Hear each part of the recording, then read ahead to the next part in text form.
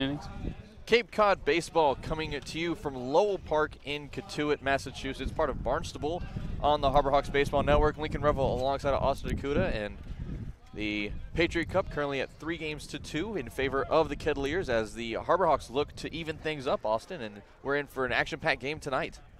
Yeah, Lincoln, the Harbor Hawks coming into this ball game off a loss last night at Falmouth. They'll see if they can bounce back once again on the road as this tough road stretch continues with the one home game against Cotuit sandwiched in between a few games on the road. Elliott now at the plate. Clark Elliott with a swing and a miss, bringing the count now to 0-2. Trey Holland will be on the rubber for the Kettleers in Austin. And right after this pitch to Elliott, if you would want to go through that Harbor Hawks lineup, as Holland from the windup. Here's the 0-2. Misses in the dirt. That hits just in front of us and brings the count to 1-2 strikes. So it's Elliott leading us off, who we hear right now at the plate. Dom Johnson in the 2-hole playing right field. Batting third, Luke Mann. He's at second base today. In the cleanup spot is Nick Romano, the DH. Batting fifth, Kyle Ball, the shortstop. In the sixth spot, the first baseman, Zane Harris. Batting seven, Ryan Proto, the catcher. Batting eight, Mason Greer, the third baseman. And batting nine, Mitch Hardigan, the left fielder. Elliott goes down swinging for out number one. Strikeout number one for Trey Holland, and Dom Johnson about to take his first hacks. Just a good pitch. Holland with four curveballs actually to Elliott. He just came out with the off speed, and Elliott had a little bit of trouble timing it. Holland, the lefty, definitely tough on left-handed hitters. Holland, the left-hander from Denison. He's had 2 appearances. Both of them were starts in 3 2/3 innings pitched. He's had 6 hits, 3 earned runs, a walk, and he's fanned 2, now 3, with that strikeout to Elliott, and Johnson now faces an 0-1 count. Yeah, good pitch there. He comes back with a fastball here after a off-speed heavy first at-bat. We'll see how he attacks Johnson the rest of the way. The 0-1, another breaking ball at 74 miles an hour, brings the count now to 0-2.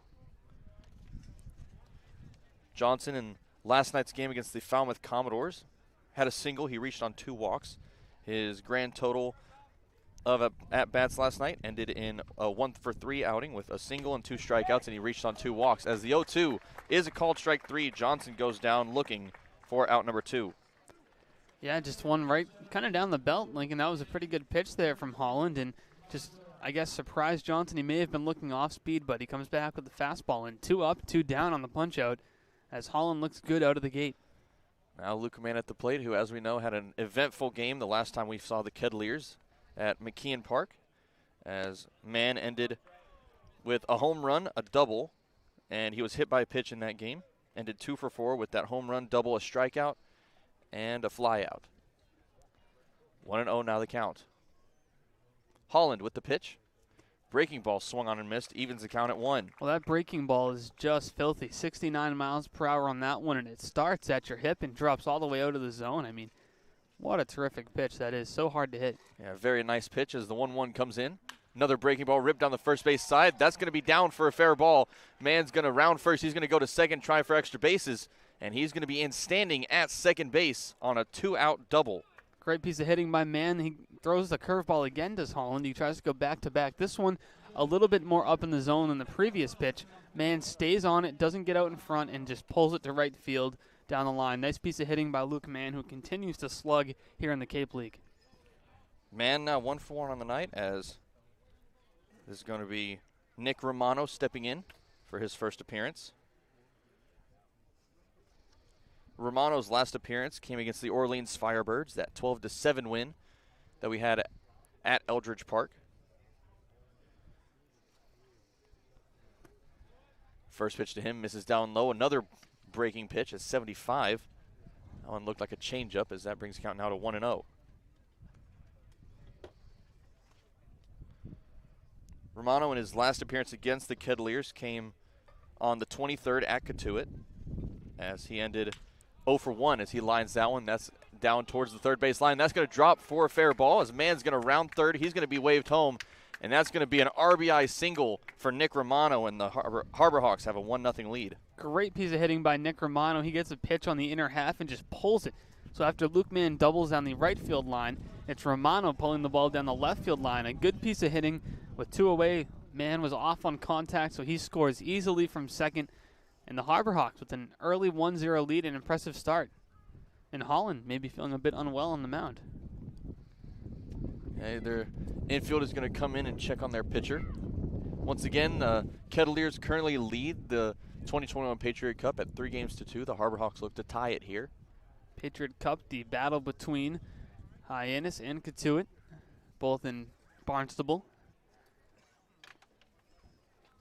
A lot of the players aren't necessarily aware of the Patriot Cup. They may have heard it once or twice, but a lot of the guys are just playing on a day-to-day basis, not necessarily battling for any specific series win. Yeah. Obviously, they like to win every ball game, but they're not too aware of the Patriot Cup. They said, they've heard it, but not something they're, too interested in. Yeah, I mean, it's probably best that they're not too interested in the Patriot Cup, really, because if they think about it too much, it might add on some extra pressure, extra nerves, if they think any differently about these games than they do any others. So it's probably best that they don't actually really notice that the Patriot Cup is this series of games. Of course, this is the last time we'll see the Kettleers, the 6th and final time. And it looks like I think we might end up seeing Holland exit early. We'll see what happens here. He's thrown a couple of pitches, but the trainer's still out there.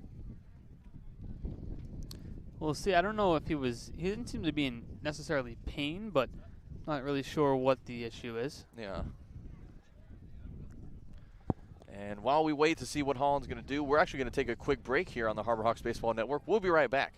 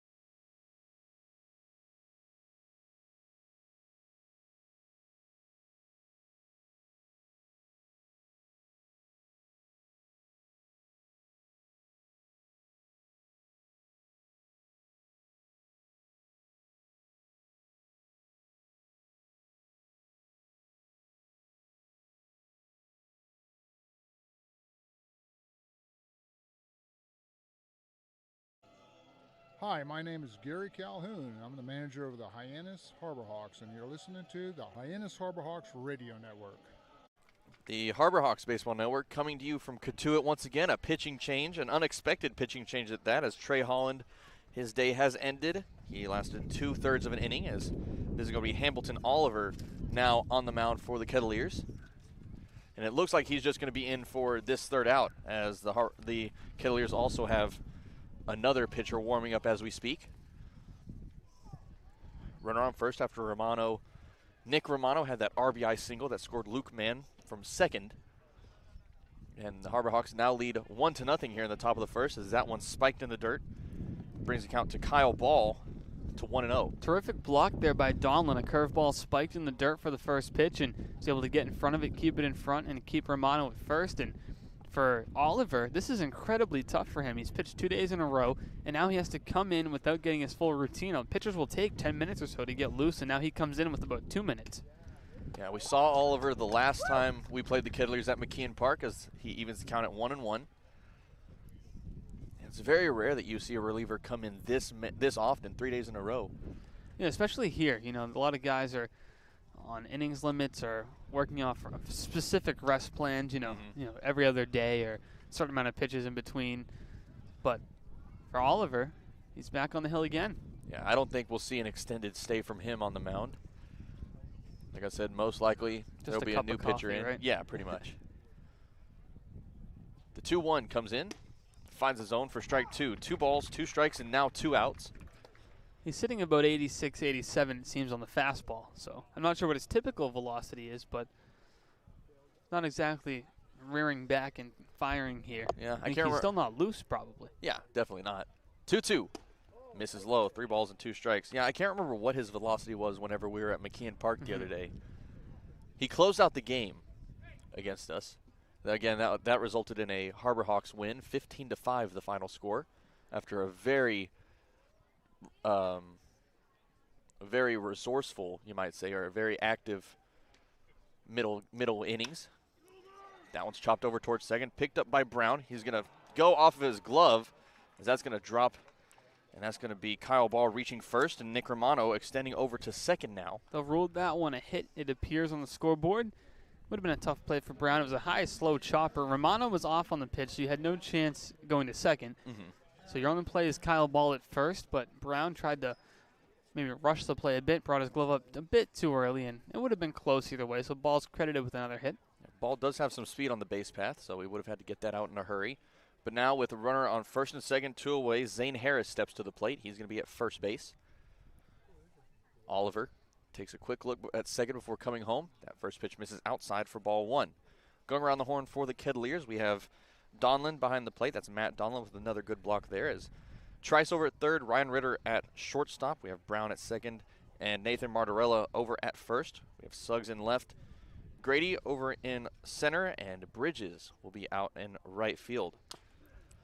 Jace Grady's had quite an eventful couple of games against the Harbor Hawks out in center field. He's got a great glove out there, and we've seen this setup pretty often from the Kettleers with the outfield of Suggs, Grady, and Bridges. Yeah. Ritter and Brown usually have been the middle infield. Minus Luke Gold, I think this is almost identical as to what we saw last time we were here at Lowell Park. I believe you're right. That one misses. The back pick over to second. Tag is in time. Nick Romano is picked off on the back pick at second base as that ends the top half of the first. Harbor Hawks gain a run as we have a 1-0 lead heading to the bottom of the inning on the Harbor Hawks Baseball Network.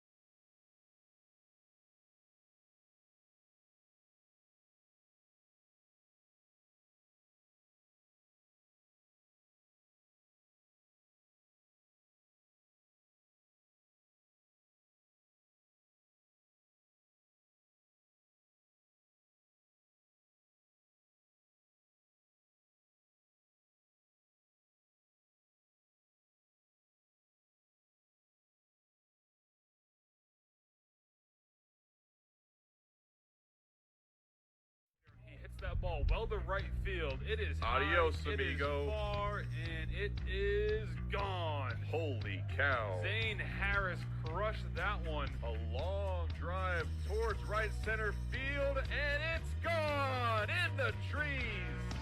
Hit from Braithwaite.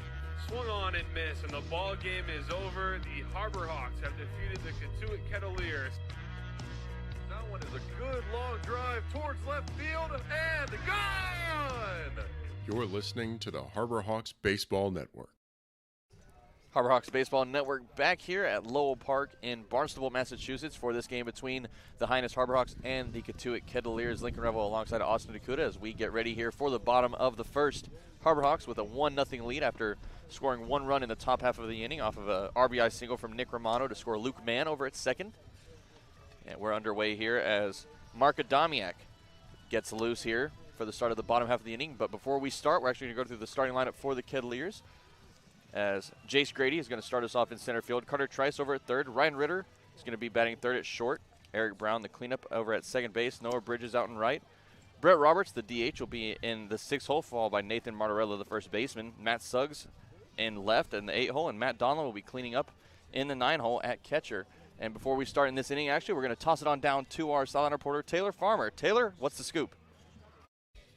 Now, guys, as we saw, Clark Elliott led off for Hyannis tonight. Not reaching base yet, but he has reached base in the past 16 games. I asked him about his approach to getting on base routinely. He says just trying to be consistent, keep it simple, and go pitch by pitch. We talked about his phenomenal OPS of 945. He says he's feeling pretty good swinging the bat. He's just really going day by day and just having a lot of confidence. He is 7 for 7 in stolen bases. So he's been very successful so far this season. We'll see what else we can get out of him and hopefully get 17 straight games of him getting on base. Thank you very much, Taylor, and a wonderful interview that you had with Clark Elliott earlier before today's game. Y'all can make sure to go check that out on the team's YouTube page. We're just about to get underway here as Adamiak is ready to face Jace Grady to start us off. Grady will be out in center field for the Kettleers.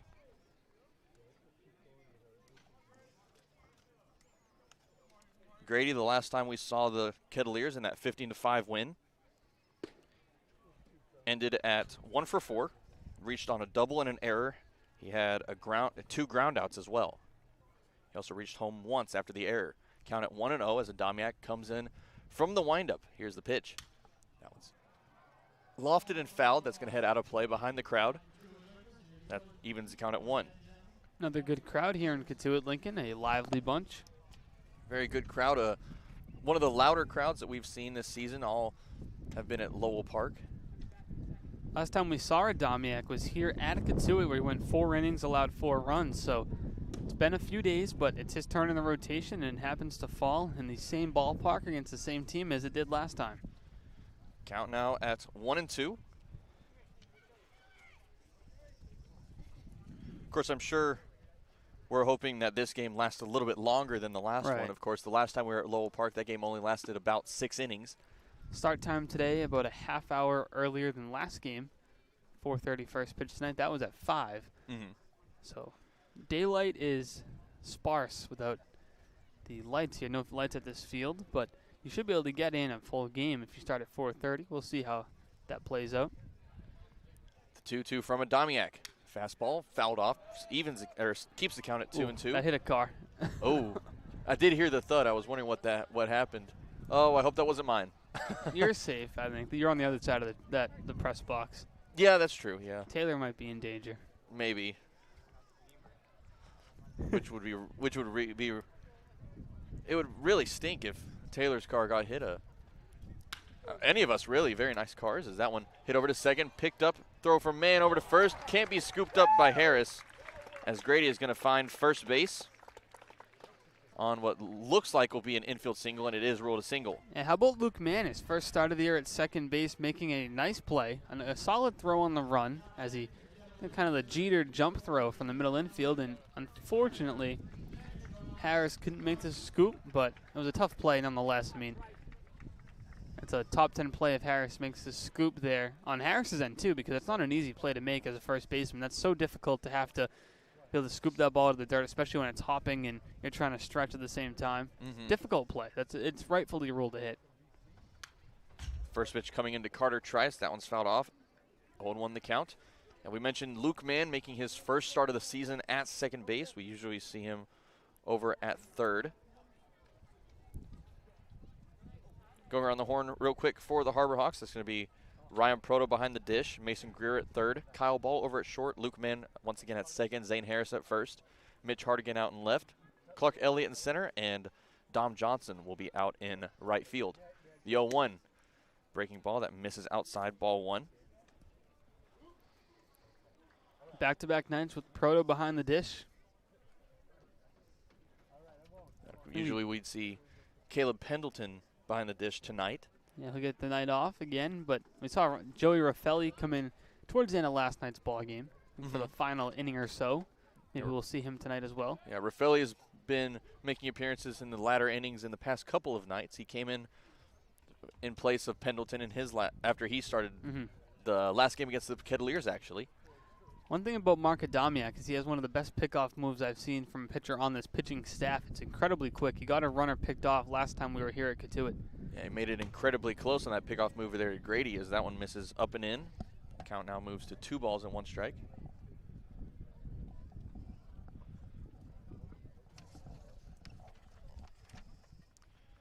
Adamiak on the season from Arkansas. Has 8 games, 8 appearances. He started 3 of those games. In 17 1/3 innings, he's allowed 17 hits, 13 runs, of which 12 were earned. He's walked 12 and struck out 14 as that one's hit over towards third. Picked up by Greer, over to second for 1. To first is not in time. A couple of strong throws there. One from Mason Greer from third to second, and another one from Luke Mann, but just hit a little bit too slow on the way to third to get turn 2. But a good fielder's choice and a good out number 1 for Adamiak nonetheless. Yeah, Greer with a good backhand and a play over to second for that first out. And of the 2 outs to get, of course, the lead runner is the one that you want more. If you have to choose one, you'd want to get that lead runner out, keep that runner out of scoring position. As Carter Trice is now at first with Ryan Ritter at the plate. Ritter over at short for the Kettleers as Adamiak brings that first pitch home, a breaking ball, big swing from Ritter. He goes to a knee but can't find it, 0-1. That's a good pitch by Adamiak, and he has a good connection with Ryan Proto behind the plate. On the pickoff move earlier, Proto had motion for him to throw over. Does a good job of working with his pitchers to help keep the runners at bay. Adamiak from the stretch. Ritter's going to be in the right-handed box. Pickoff move over there that gets past Harris. And that's going to allow Trice to go to second. He's going to try for third. The throw coming in is not going to be in time, as that is going to be Carter Trice, now 90 feet away from tying this game for the Kettleers. Well, it'll be an error, I think, on Adamiak, because that throw just was too hot to handle over at first. Then you have the Kettleers with the tying run 90 feet away, Lincoln, and if you're Ryan Ritter, you just need to hit the ball somewhere to the right side or deep enough to get a sac fly. Very big at bat here. The Harbor Hawks looking to maintain that 1-run lead. Ritter, of course, looking to tie this game on an RBI. If Adamiak can get this out here, that would be a huge relief to the Harbor Hawks. They'd have 2 away and only need 1 more out. The 0-1. Lofted. That's going to stay in the infield. As that's going to be a man coming back. He's shielding the sun, and he'll make the grab for out number 2. He's going to check and keep Trice over at third as they're now 2 away. And I don't think that at bat could have gone any better except for a strikeout, but an infield fly, or fly ball that's in the infield, a very good result for the Harbor Hawks. Yeah, Adamiak's got to be happy, and we talked about this, and I know Hunter Furtado did when he was on the broadcast about how you can take a little bit more of a deep breath when there's 2 outs and a runner in scoring position rather than just 1 out, and now you can feel like you can pitch a little bit more and focus less on that runner with 2 away. Eric Brown now at the plate. Brown is at second. He has a very unique batting stance. As Adamiak comes set. First pitch to him. Finds the zone near the knees for strike 1. 95 on the fastball. Adamiak has hit up to 96 this year. Good velocity. And as long as he can locate that, he'll have a successful night. Brown, his batting stance, he holds his arm straight out. Ends up tilting his bat over his head, pointing it towards the third base line. Breaking ball finds the outside of the zone. Strike 2, a beautiful pitch there from Adamiak. A couple of good pitches. He's hitting his spots, and that's a good sign. Brown's a dangerous hitter. He's got 3 homers, so you have to be careful even with 2 strikes. Brown overall batting .250. He's knocked in 13 RBI. Adamiak ready with the 0-2. He kicks. The right-hander comes home. Fastball hit up the middle. That's going to get down for a base hit. That's going to score a run as we have a tie game on an RBI single from Eric Brown. That is just a great piece of hitting by Eric Brown. He gets a fastball and is strong enough as he hits it off the handle a bit to send it to right center field for a base hit. Just a good piece of hitting. He stays on that one, and there's a reason he's in the cleanup spot as he picks up RBI number 14. So now tie game here from Lowell Park. Once again, Lincoln Revill alongside Austin DeCouta if you're just joining us. Now Noah Bridges at the plate, the right fielder in tonight's game. Now we did look and see that the alignment for the Kettleers in the lineup almost exactly the same as it was the last time we were at Lowell Park. The only difference is that Martorella is at first instead of the DH spot in place of Luke Gold. First pitch ends up taking Proto out of his crouch as that one misses up and away. Count it 1-0 now to Bridges. Bridges on the season batting .259, no homers, but he's knocked in 6. Adamiak bent over at the waist, pointing towards home plate. He comes set, takes a look over at first. The 1-0 misses outside, 2 balls and no strikes. Very sunny day here from Lowell Park. A cool breeze, but it's not too cold. It's a little cooler than I would like, of course, but yeah, it feels like a fall day in New England rather than a summer day. It's a very, very nice weather, I'll say. The shade down the third base side starting to creep into the infield. We see it just behind third base. Other than that, the whole field is sunny. Very dangerous out there in right as the pickoff move over to first, not in time. He's got such a good move. It's fast, and that one was delivered with accuracy and speed. Nearly had the Speedy Brown. Almost a perfect placement there as Harris ended up he reached over in the right direction, caught it, and then was able to put his glove right there as the 2-1 finds his own for a strike. 2 balls and 1 strike now the count. You have to be careful with Brown over at first as he is 8 for 10 on stolen bases on the season, so an 80% success rate and somebody who has a lot of wheels over there. Proto, we know, has a very good arm. He's able to get runners stealing as that other pickoff move. No tag there from Harris as he gets the ball back. 2-1 still the count. Brett Roberts awaiting his turn on deck as Bridges in the left-handed box waits at the 2-1. Runner goes, high pitch to Proto. The tag is not in time as that ball gets out of the glove of Kyle Ball. And that's going to be Brown now at second. Stolen base number 9 on the season, and his successful season continues on the base pass. An RBI and a stolen base in the inning. Almost a very accurate throw from Proto. It ended up taking a little bit of a bounce and taking Ball's glove a little bit too high to make the tag in time. But still an eventful throw that made the play a lot closer than I think it should have been. 3 balls, 1 strike to count. Adamiak with the pitch. That one's lined down the first base line. Is it going to be fair? And no, it is foul. The count goes to full. Well, he jumped out in front of that one and pulled it. That would have been extra bases, a go-ahead RBI for the Kettleers here. Instead, just a very long foul that evens the count, or that makes the count 3-2.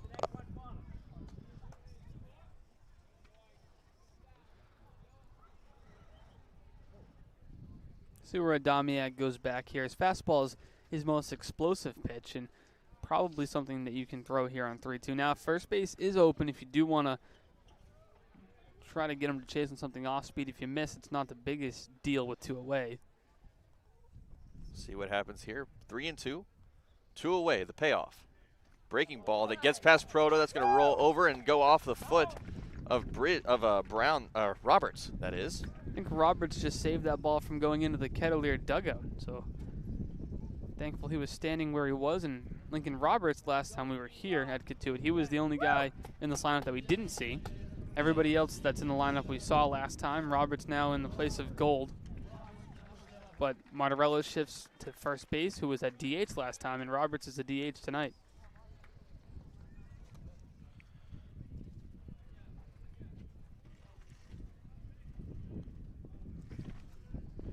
Roberts now at the plate. He's in the right-handed box as Adamiak comes set. Runners on the corners now. That's Brown over at third, Bridges at first. 2 away. The Harbor Hawks looking for that final out. As the first pitch, swing and a miss from Roberts. 0-1 the count. It's a great pitch from Adamiak. He starts it on the outer half of the plate as it breaks into the left-handed batter's box. A tough pitch to hit and an enticing pitch to right-handed hitters. Roberts, the Florida State Seminole, batting .262 on the season. Has 16 hits, 10 RBI, and a pair of homers. Adamiak's 0-1. Runner goes from first. Called ball, play at second base, not in time. That's going to score a run for the Kettleers as Brown comes in on the throw, and they take a 2-1 lead here in the bottom of the first. Meanwhile, the count now to Roberts goes to 1-1. It's always a tough play when you're going to throw down on the guy on third. Your throw has to be in the air and it has to be accurate. Because if not, like we saw there, Luke Mann has to make a diving stop so it doesn't get into center field. But as soon as the runner on third sees that ball going low and Mann leaving his feet, he's taking off and he scores standing up. 1-1 now the count. That one chopped, or flown and fouled. Bridges was getting giddy over at second base. Looked like he might steal, but ends up staying at second as the count moves to 1-2. Stolen base on the previous pitch was his second of the year, 2 for 2 now. This is his 9th game played. He hasn't played as many games, a late activation to the Kettleer roster. It's been a welcomed addition. Played very solid baseball for them. Adamiak with the 1-2. Runner goes from second. Breaking ball. It's going to be flown in the infield as Mann's going to make that grab for out number 3. And the Kettleers go down, scoring 2 in the bottom of the first. They lead 2-1 on the Harbor Hawks Baseball Network.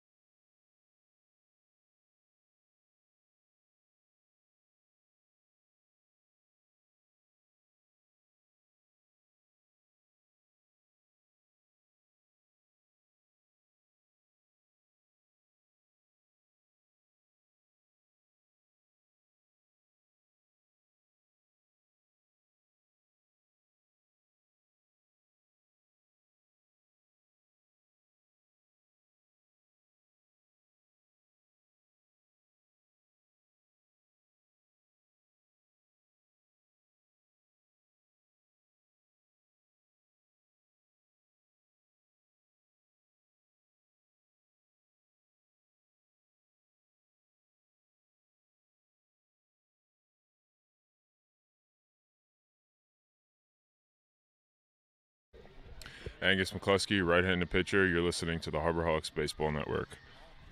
Harbor Hawks Baseball Network coming back for the top of the second as Zane Harris gets a redo at his first appearance. He had a 1-1 count in that top of the first inning when Nick Romano ended up getting thrown out on a back pick to second to end the inning. So he's going to redo that one here as he steps into the left-handed box, sporting some orange athletic tape as he rips that one down to second. That's going to be lined and caught by Brown for out number 1. First pitch, swinging strike there, or not swinging, but he struck the ball and yeah, just got it off the end of the bat there. Tried to pull it. It was on the outside part of the plate, and that's what happens if you get too far out in front of the end of the bat with that outside pitch and pull it. It's kind of a soft liner. And Oliver back on the mound here. We'll see if he can go this inning. There is still action in the Kettleer bullpen. Saw Oliver come in with 2 outs in the bottom of the first, or excuse me, top of the first, as he now has a 0-1 count to Ryan Proto. Proto behind the dish as he's in the right-handed box. That one finds his own for strike 2. Oliver came in relief of Trey Holland, who threw 2/3 of an inning, gave up 2 hits, a run, and struck out 2. The 0-2 misses low. Count now goes to 1 ball and 2 strikes. And there's a right-hander warming in the Kettleer bullpen.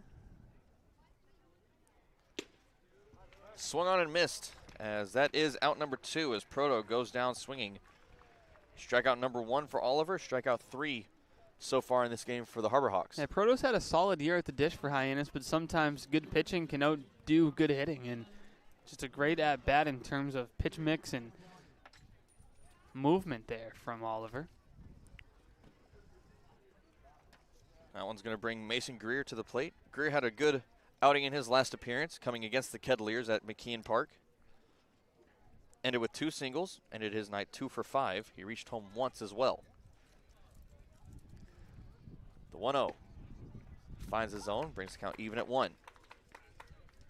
Greer's going to be over at third. We saw him with a good backhand play in the bottom half of the first inning. That one's swung on and fouled off. 1 ball and 2 strikes, now the count. It looks like it's Joseph Geig in the bullpen. We'll see who ends up coming in. Sometimes guys during the game will just throw an inning of bullpen work and not actually come in the game just to stretch their arms out on a day they're not pitching. 1-2, a called strike 3, a late call, but a strike nonetheless. As the Harbor Hawks go down in order, we head to the bottom of the second, trailing 2-1 on the Harbor Hawks Baseball Network.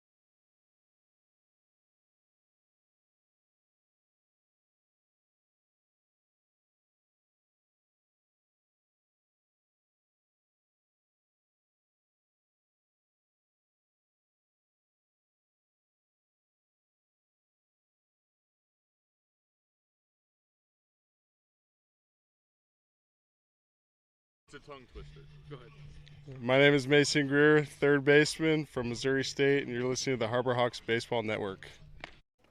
Mason Greer over at third base as we get started here with the bottom of the second after the Harbor Hawks ended with a 1-2-3 inning.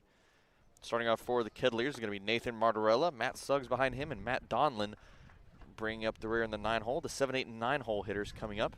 Count now at 1-0 to Martorella with Marc still on the mound. Domiak is in the windup as Martorella stands in the left-handed box. Righty on lefty, pitch comes in, swung on and missed, evens the count at 1 apiece. Martorella coming into this at-bat with a .240 batting average, but a .441 on-base percentage as he leads the Kettleers in walks with 16. Very patient hitter, knows what he wants to see and knows what pitches are in and out of the zone as that moves to 1-2 now after that one's fouled off of the Harbor Hawks dugout. It's way out in front of that off-speed pitch. I'd See if Adamiak comes back with a changeup or something low and in the dirt. 1-2, nobody out. Adamiak with the pitch. Fastball up high. Oh, that was opposite. Yeah, 95 miles an hour, a huge difference from that breaking ball. Almost got past Proto. He had to leap up from his crouch as that evens the count at 2. I do think at some point he goes back to the breaking ball. He had him out in front once. Fastball hit over towards short. That's going to be picked up by Ball. Long throw over to first. Pick is in time. Great play. An amazing throw from Ball, showing off the strength in that arm, as that is out number 1. Yeah, Damiak comes back with the changeup, but at 87 miles an hour, his changeup's one of the faster moving changeups in the league. But he does his job. He gets Martorella on top of the pitch that moves a little bit down in the zone, and Kyle Ball, just a terrific defensive shortstop, makes another great play. Martorella down to 0 for 1, as now we have back-to-back Matts in the lineup for the Kettleers. Matt Suggs at the plate, Matt Donlin on deck. First pitch from Adamiak, misses for ball 1. Sliding grab from Proto out on the outside.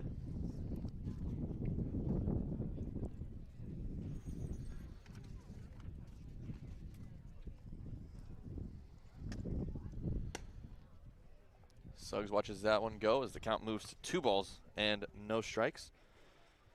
Suggs from NC Wilmington. He's only had 7 games so far. This is his 8th. And 21 at-bats. He's had 1 RBI. He's been walked 4 times, and he struck out 11. 2-0. Popped up. That is straight up in the air. That's going to be into the grass in the infield as Harris is going to come underneath it, and he'll make the grab for out number 2. That is a tough play to make for Zane Harris, as that one was hit incredibly high as he looks directly into sun to have to make that catch, but he's a pro first baseman and is able to stay under it, make the grab, and a big out number 2 is Adamiak looking good here. We started out with a pretty cloudy day here from Lowell Park. All of those clouds have disappeared as it is a clear blue sky. The sun is beaming on that right side of the infield. First pitch coming into Matt Donlin finds his own for strike number 1. 0-1 the count with 2 away. Donlin behind the dish as Adamiak brings this pitch home. This is outside, ball 1. Donlin, 6'3", 220 pounds, from Guilford, Connecticut. Goes to the University of Connecticut, batting .191 on the season. The 1-1. Finds the outside. 1-2 now the count. That's a great pitch. He's locating that breaking ball pretty effectively here. Now 1-2, he's thrown it a couple of times. He's been throwing his fastball a lot late in counts too. The 1-2. Fastball. Got a piece of it, but that's caught by Proto. A 1-2-3 inning on the Kettleers side as we now head to the 3rd. 2-1 the score on the Harbor Hawks Baseball Network.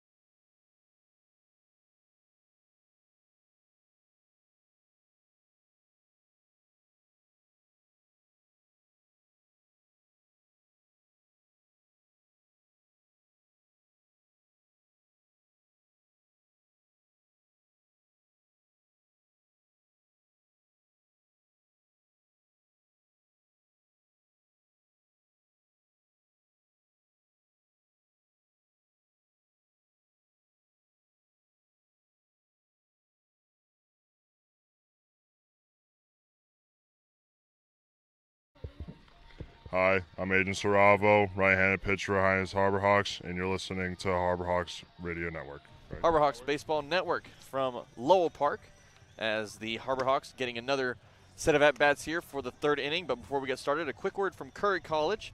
Earn a bachelor's or master's degree, complete a certificate, or take a single course through the Division of Continuing Education and Graduate Studies at Curry College.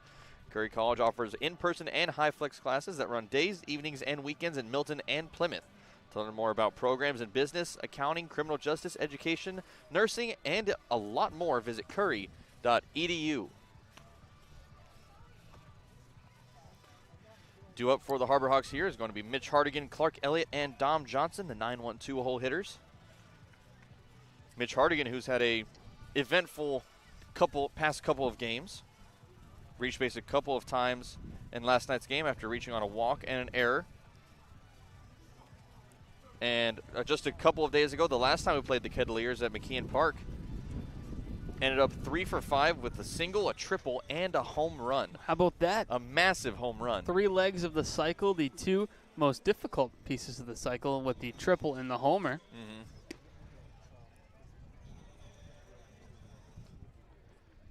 Now the triple was, of course, the last part of the cycle that he obtained. A single and a home run and a triple in that order. Just missing the double. Also went down with a ground out and a strikeout. Hardigan stepping into that left-handed box as we have another righty on lefty matchup. That pitch comes in, and that finds a zone for strike 1. Already the third pitcher the Kettleers have had to use now as we enter inning number 3.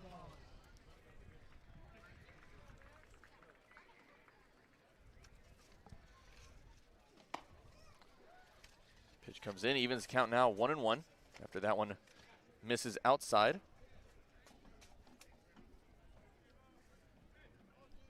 That's Joseph Gage now on the mound. As the 1-1 is hit over towards second. That's going to be picked up on the backhand from Brown. Throw to first is in time for out number 1. Another hard hit ball there from Mitch Hardigan, but unfortunately just right at somebody. Hardigan's been able to get some solid contact, especially towards that middle part of the infield. Unfortunately, that one just a quick backhand away from Brown. So with 1 away, the top of the lineup, and Clark Elliott steps back up to the plate. Elliott 0 for 1. As our sideline reporter Taylor Farmer mentioned earlier, Elliott is sporting a 16-game on-base streak right now as he fouls that one off. It's going to bring the count to 0-1. He had one game where he was on base in all 7 plate appearances against Harvard. We've mentioned it this week on the broadcast. He had a pair of hits, 5 walks. Mm-hmm. Broke 2 records during that game. The walk record, the first time since somebody on Orleans in 2012 walked 5 times in a game. And also reached base, the first batter to reach base in all 7 appearances since I believe 2012 as well. Since 2012 is when point streak became a thing for the Cape Cod Baseball League, where they keep track of their stats online. So they've been tracking it since 2012, and it just so happens that when point streak became in existence, somebody did it that year. So if somebody didn't do it in 2012, we could say ever, because we don't have the digital records as far back. I'm sure they're somewhere on the records on paper, but for now. Twice in 10 years just shows just how hard it is to do. As that one is a hot shot back up the middle, just past the head of Gage, and that is a 1-out single for Clark Elliott. Oh, the streak continues. 17 straight games where he's reached base safely. He's just hitting everything that they throw his way. I wonder what that record is, the on-base streak record. He has to be approaching it. Yeah. If not, if he hasn't passed it, he must be getting close. And this is his, I believe, game number 19. It is number 19, so he didn't get on base the first 2 games he played, but since then, wow, he's been on base every game. That's phenomenal. Phenomenal. How's that for a? He said he was gonna. It takes a little bit to get adjusted. We talked about that when he first got here. Yeah. And for him, it only took 2 games to get adjusted. But hey, he's in the lineup and he's been phenomenal in a stolen base category as well. 7 for 7 this year on stolen bases. Johnson lines that one out towards left. That's going to be barely caught by Suggs. He ended up slipping out there in left field, but was able to recover in time, as that's an out number 2. A lot more exciting than it should have been. Yeah, Suggs nearly lost his balance, but somehow stumbled to the ball and threw the glove up in time, and that's a huge number 2 there for the Kettleers. Now Clark Elliott still on first, as Austin mentioned, 7 for 7 on stolen bases. During his interview with Taylor Farmer, which if you haven't seen it yet, you can go check out on our YouTube page, he said that the key to stealing bases at this level, as well as he's doing, is really just confidence. You have to have confidence on the base path. And confidence, definitely one thing that he doesn't lack at the plate or on the base path. I mean, he should have a ton of confidence. 17 straight games you get on base. There's no reason to not be confident. I mean, he is. Any pitch they throw his way, too. He's hitting the fastball well. He's hit some off-speed pitches into the gaps, and he's been just terrific. And another guy at the plate who's been terrific as well. Yeah, Luke Mann watches that one, as that is a call check on the outside, bringing the count now to 0-2. Mann 1 for 1 with a double in his last appearance. Ended up being brought home on an RBI single from Nick Romano, who was on deck. That was a great pitch there from Geeg. Fastball at 95. We'll see if he comes back. The 0-2. Fastball just missing on the outside. 1 ball and 2 strikes, now the count. Very close spot to the last one. The Kettleer coaching staff didn't like that call. Lots of Kets fans also disagreeing with the call, as the 1-2 comes in, fouls that one off, keeps the count at 1-2.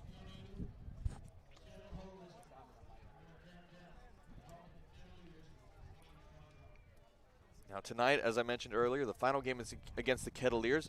Apart from this game, after tonight, we have 6 games left in the regular season. Wow, time has flown by this summer in the Cape. It really has. 6 weeks, it doesn't feel like 6 weeks. The 1-2 misses too far outside. 2-2 the count. Yeah, I can't believe. Do you know I got here actually the very beginning of June, so I've been here. Once the season ends, I would have been here 2 months exactly. Ready to stay? Become a full-time Massachusetts inhabitant? Well, as much as I like Massachusetts, I do miss Texas quite a bit. I miss Texas. All right. I miss the state where snow isn't a regular thing. You know? You're lucky you haven't had to see snow yet. Yeah. I couldn't stand the extreme cold that y'all have up here. Extreme cold as in the 60-degree nights? Or well, in July, yes, because the nights in Texas are still in the high 90s. Yeah, okay. The winter weather in Texas never gets below 40 degrees. It rarely gets into freezing. So we were at, the teens some days. Yeah. I've seen that maybe 3 times in my life. It's a cool night here tonight. It is. There's a wind probably around in the 60s. Yeah, some very cool wind as count remains 2-2. The pitch to Mann is fouled off once again. Quite a battle going on here between Mann and Geege.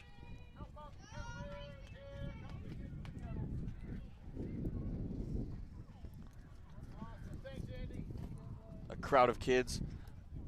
Surprising, they're doing something besides mobbing each other for foul balls. They're going around helping with the 50-50 raffle here tonight. Count remains at 2-2. The pitch misses outside. 3 balls and 2 strikes. Now the count.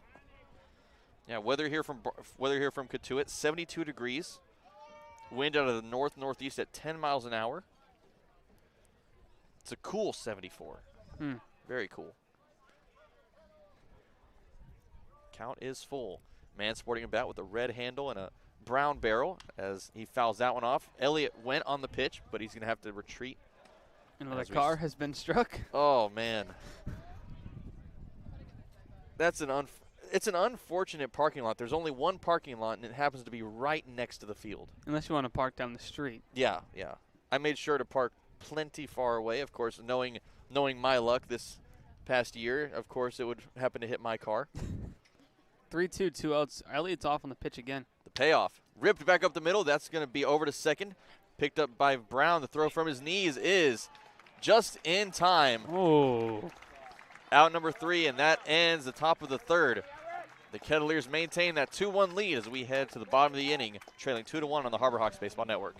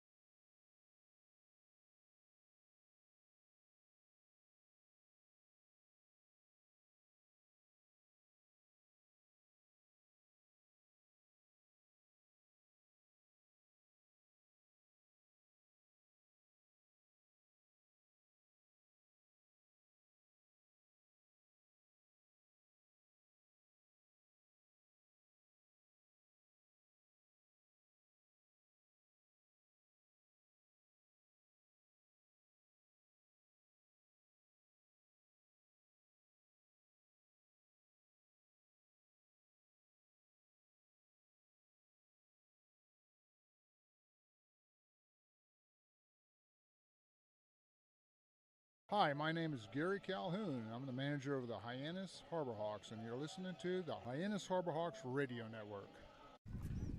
Harbor Hawks Baseball Network coming once again from Lowell Park. Lincoln Revill alongside Austin DeCouta here for the bottom of the third as Marc remains on the mound. First pitch is a hefty swing from Jace Grady. That can't find the ball. 0-1 the count. Kettleers back at the top of the lineup. 1, 2, 3 hitters coming up. Went down in order. Martorella, Suggs, and Donlin, the last 3 hitters in the lineup. As that evens the count now to 1-1 to Grady. Adamiak's been pretty solid through 2 innings. He did allow 2 runs on 2 hits, but overall not bad at all. He settled in nicely last inning. He did. It was very dominant in the last inning. Brings the 1-1. Just missing up high. 2 balls and 1 strike to count. Mason Greer over at third, almost completely covered in shade now. Completely shaded. The only bit of shade on the playing field down that third base side. Greer's the only one that's being affected by it right now. As the 2-1 comes in. Misses high, 3-1 the count. He tried to go breaking ball, but it slipped out of the hand a bit early as you saw it miss high in the zone. A pitch that you pretty much are taking all the way once you see it come out of the hand that early. Adamiak ready with the 3-1. Finds the outside, 3-2, now the count. Harbor Hawks sporting their away blue jerseys, that orange lettering with the white outline, lettering and numbering in orange. The white pinstripe pants, and the blue cap with the orange bill. Ozzie, the Harbor Hawk, on the center of the cap as the 3-2 pitch comes in. Pops straight up in the air. That's going to be playable as Mason Greer and Proto head over towards the Kets dugout, and Greer comes up with the catch for out number 1. Good play by Mason Greer to take charge, call it off in a big out number 1. And that's a good pitch by Adamiak to jam him on the inside and force him to try to swing at it and pop it up. And difficult catch, but nice play by Mason Greer. The Kettleer dugout, all those players were ducking and diving away from the ball as that one came a little bit close to heading into the dugout, but Greer was able to make that grab with 1 foot on the warning track next to the dugout. With 1 away now, Adamiak brings the first pitch home to Carter Trice, and that finds his own for strike 1. Likes the low strike tonight, does the home plate umpire. Trice has reached base once. He's 0 for 1 on his line, though. Reached on a fielder's choice, that backhanded grab from Mason Greer that went over to second for that 1 out. The 0-1 misses outside and low. 1 ball and 1 strike now the count.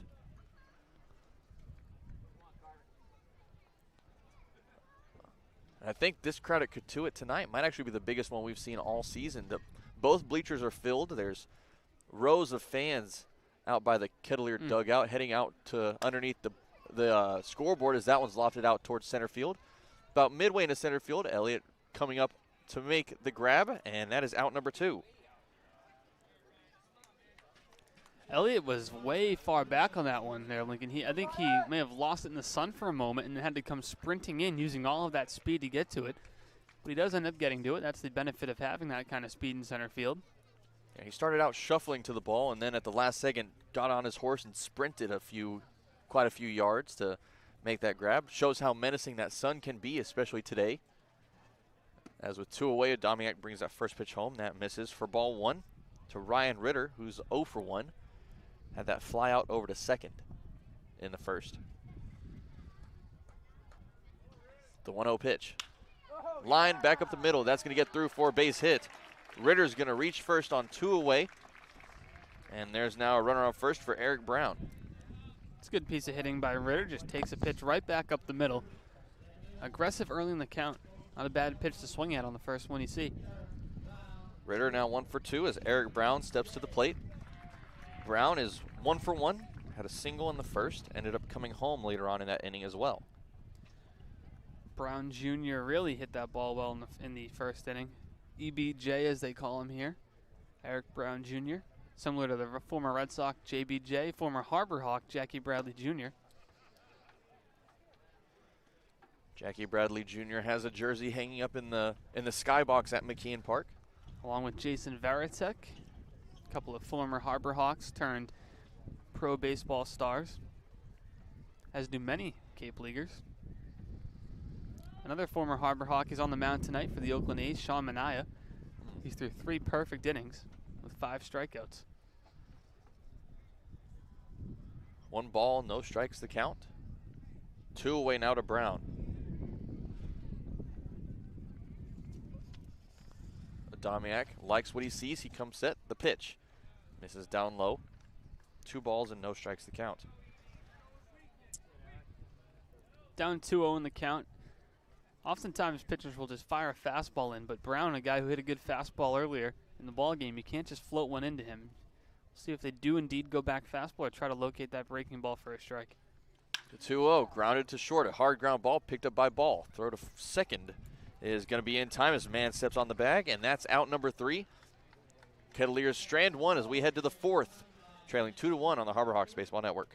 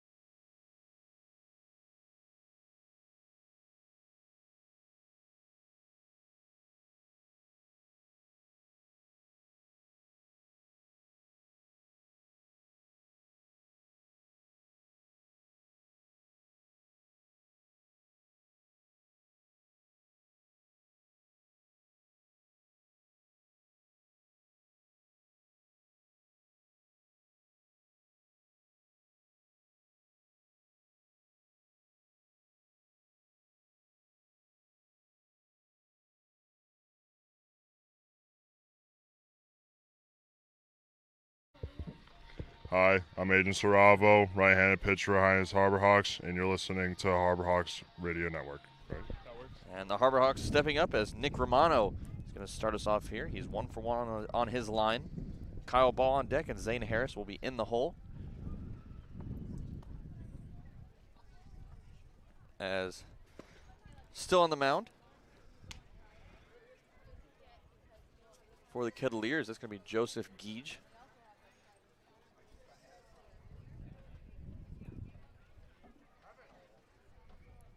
Pitch comes in, swing and a miss there, brings the count even at 1. It's a good fastball, 94 miles per hour, right out of the bullpen into the game. Last inning hit 95.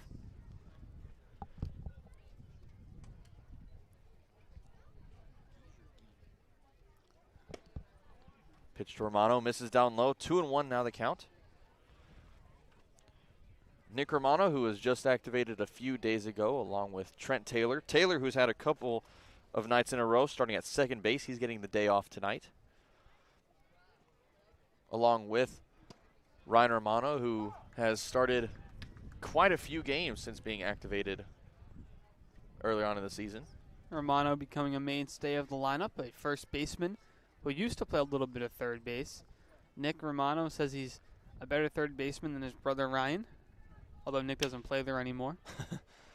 Chopped over towards third. It's going to be picked up on a short hop from Trice. The throw to first is in time for out number 1. A good 5-3 put out for the Kettleers. Just got on top of that one a bit, did Romano.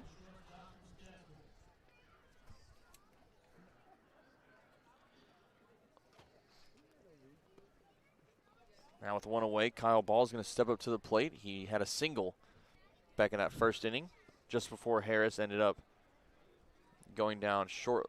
Well, he was at the plate when Nick Romano got picked off at second base to end that first inning. Pitch from Gage is swung on and fouled off, bringing the count now to 0-1 with 1 away. Ball's been hitting the ball really well lately. Already a single in this ball game and a couple of hits against Falmouth last night. Ball from Stetson came into tonight's game with a .212 average. Of course, that's improved a little bit as the 0-1 pitch line down the first base side. That's over the glove of Martorella, as that's going to be another single for Kyle Ball. His bat's heating up. He continues to hit the ball hard. That one he takes to the opposite field down the first base line, and although a little bit late on it, he took a pitch on the outside part of the plate and took it the other way and still finds base. Great piece of hitting, the perfect spot. Bounced just over the glove of a diving Nathan Martorella at first base, and now with a runner on first, Zane Harris steps to the plate. Harris had a line out to second in his last appearance. A ball that looked a lot harder off the bat than it ended up being, as he watches that one go outside, ball one.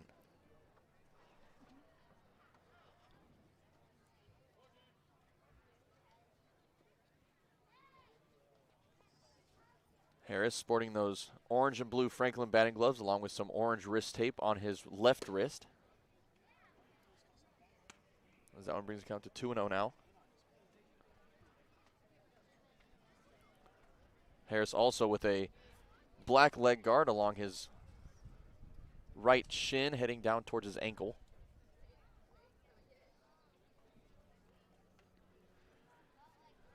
Throw over to first, pickoff move not in time.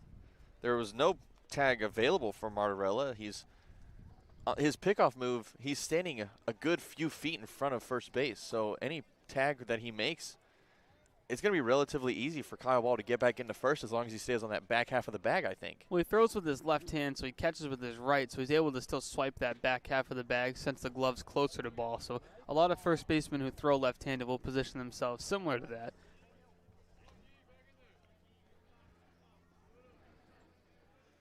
3 balls and no strikes, now the count. I don't know, I guess just from my vantage point, it looks like he's a lot further off the bag than he might He is than far. he is. He is far, but I think he can still reach. I would assume the coaching staff would say something to him if they thought he couldn't Well, reach. yeah, probably. That would make sense. And of course, he's being in the Cape League, he's probably experienced with it, so of course he wouldn't get further off than he knows. 3-1. Pickoff move once again from Guige. No tag as Ball's in safely. We'll stay at 3-1 with 1 away. We know that Harris can battle no matter the count that he has, and of course with 3-1 you want to be kind of selective with the pitch that you take, but you don't want to be over selective as the 3-1 comes in. Misses low, ball 4. As Zane Harris reaches on a walk, Kyle Ball extending over to second base. Good patience at the plate by Harris, not chasing that one, and now the Harbor Hawks with runners on first and second, 1 away, and this is a good situation for Proto. Of course, you need to avoid double play. Ryan Proto 0 for 1 on his line with a strikeout. Went down swinging in the second for that second out. That strikeout was part of a 1-2-3 inning, as that was Don Lynn making a quick little mound visit.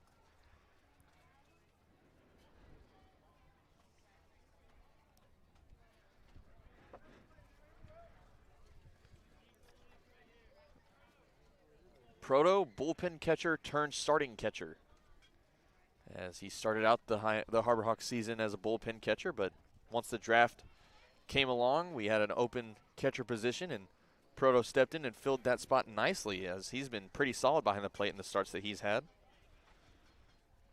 Proto, 5'10", 180 pounds, from Centerville, Mass. Going to UMass Lowell as he fouls that one off of his foot. 0-1 the count.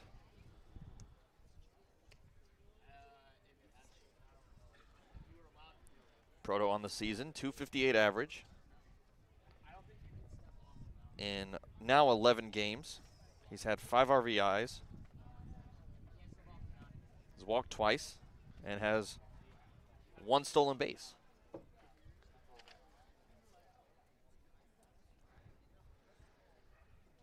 The 0-1 inside evens the count, 1 ball and 1 strike now.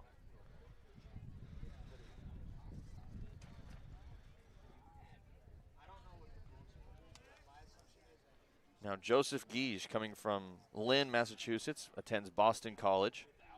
This is his 6th appearance of the season, as that one is flown and fouled. It's going to bring the count to 1-2 with 1 away.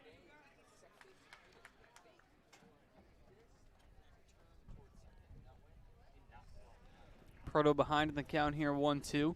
Have to be wary of the off-speed pitch. Would not be a bad count to try to get him to chase something, but he does have a power fastball we've seen him utilize on the inner half, too. The 1-2.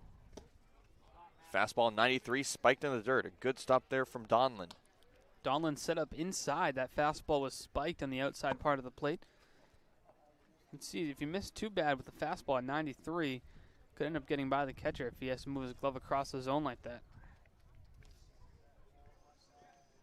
Pretty deep backstop here at Lowell Park. If it gets past, it's good for the stolen bases. That one bobbled on the pickup from Ritter, but they end up getting Harris at second. It was a chance for a double play. Unfortunately for the Harbor Hawks, Ryan Ritter bobbled that ball, but he recovered it in just enough time to get Harris running to second. Instead, Kyle Bach extends to third, and Ryan Proto reaches on a fielder's choice. Well, good job by Brown over at second base to be in the right place at the right time to dive on the ground, recover, and tag the bag with his glove.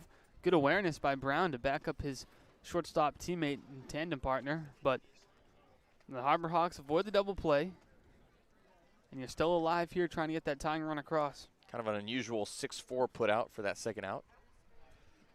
But with 2 away, Mason Greer up to the plate. Greer went down looking to end the second inning, that 1-2-3 inning the Harbor Hawks had.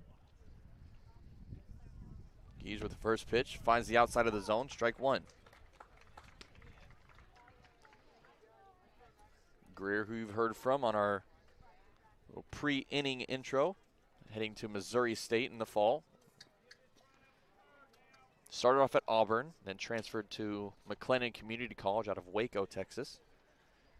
And recently announced that he was transferring to Missouri State as he takes a hack and finds a tip of it, but that's caught by Donlin, as that's going to be Proto extending over to second with another stolen base. Good job by Proto.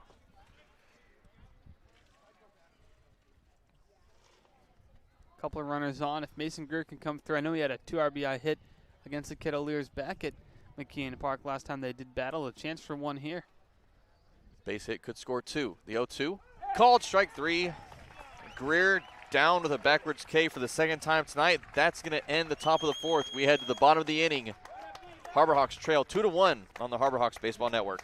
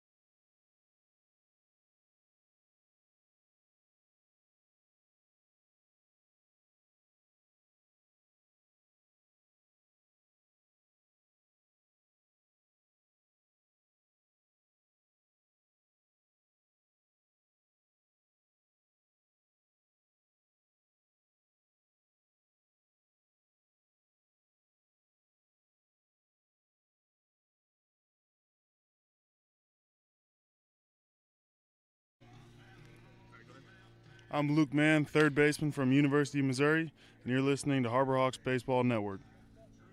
The Harbor Hawks Baseball Network coming to you from, once again, from Lowell Park in Cotuit, Massachusetts, part of the city of Barnstable, as we are getting ready here for the bottom half of the fourth inning. The Kettleers up 2-1 against the Harbor Hawks. Lincoln Revill alongside Austin DeCouta here on the broadcast, coming from our little table, booth, however you want to call it. Tent, yeah. We have a We're under a tent, kind little of. canopy here. Actually, I just realized our producer Matt, the only one that's below, as that one launched, and that is heading deep towards right field, and that's going to be brought on by Johnson at the wall. A loud, long first out, as that was Noah Bridges going down with the long F9.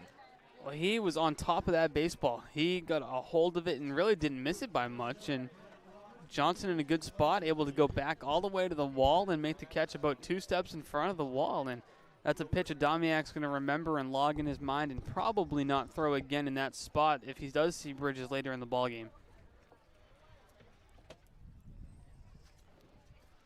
First pitch now after that long fly out for out number 1. Brett Roberts at the plate. Watches that one go by. Count now at 1-0.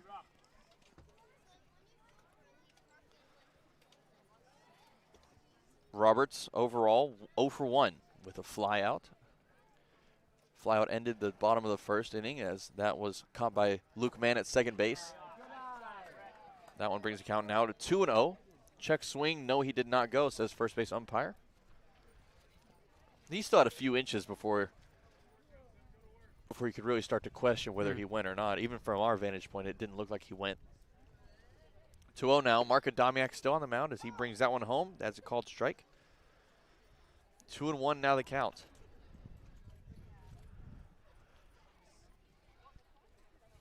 Adamiak has been very effective out of this start so far as he chops that one back up the middle. Gloved out of the air from Adamiak. He'll toss it over to first for out number 2. Good reflexes from Adamiak on the rubber. That's going to bring Nathan Martorella to the plate. Adamiak's really settled in. After that first inning where both runs came across, he's been good. He has. Yeah, 2 in that inning. In that first inning, 2 runs on 2 hits. Since then, he's only given up 1 hit. And that 1 hit was the only base runner that he's had so far since that first inning. First pitch now to Martorella that misses down low. 1-0 the count. Once again, this is game number 6 of the 2021 Patriot Cup. 6th and final game between these two teams. As the 1-0 pitch misses.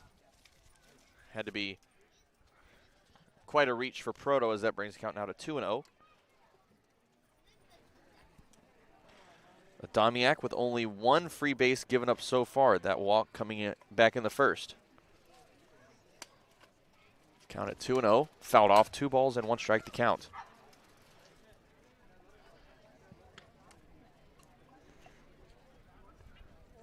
Since that walk, he's only had one 3-ball count since then to Jace Grady, which was a full count. Ended up in a flyout from Grady. Been in the zone all night. The 2-1 misses high. 3-1 now the count. How about a jinx, huh? Well. 1 3-ball count, and there's another.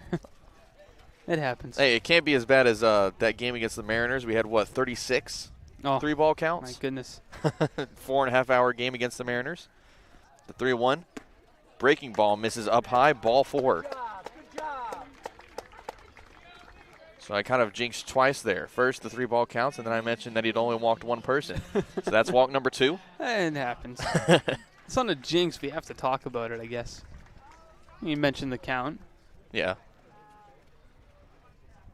So now 2 outs, a runner on. Matt Suggs steps to the plate. Also 0 for 1, a fly out to first base in his last appearance.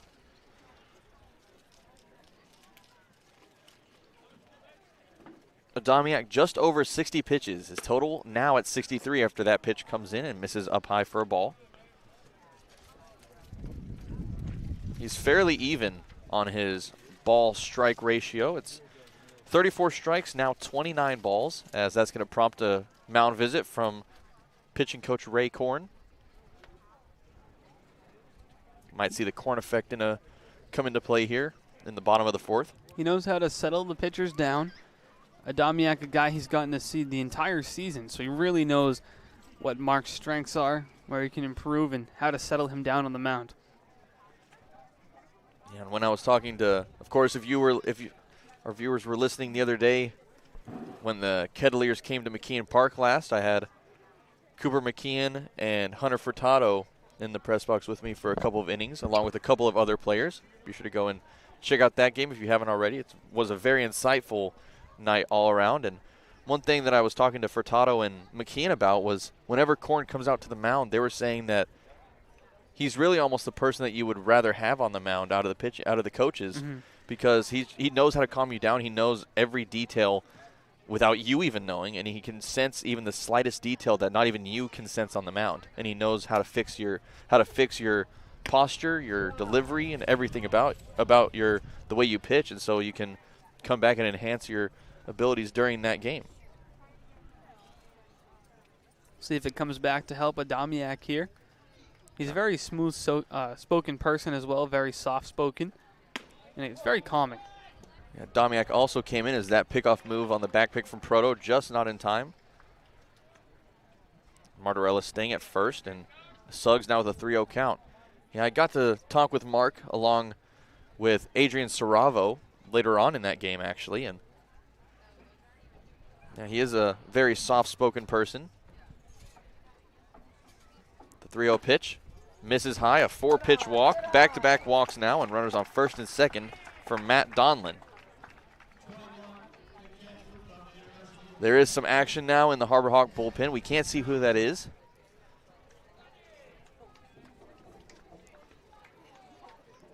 I don't see them throwing yet. They do have their glove. I know they were stretching. Yeah, I don't know. Looks like a left-hander. We'll see. I think it is. Yes, that is a left-hander. Now he's stretching even further.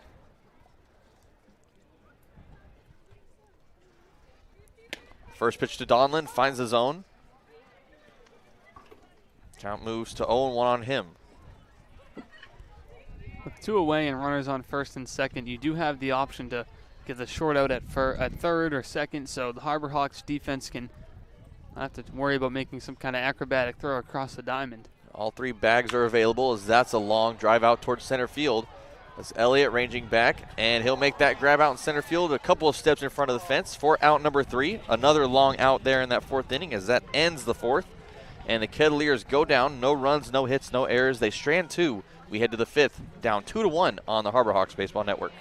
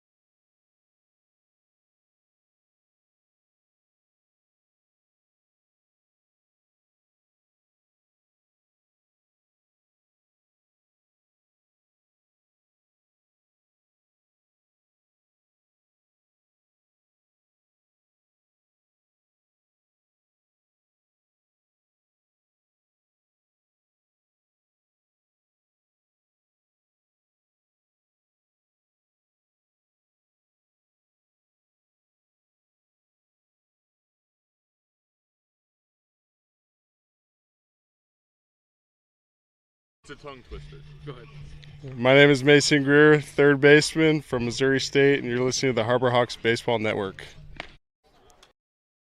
Start us off here in the top of the 5th inning, as we'll have the 9-1-2 hitters coming up. That'll be Hardigan, Elliott, and Johnson.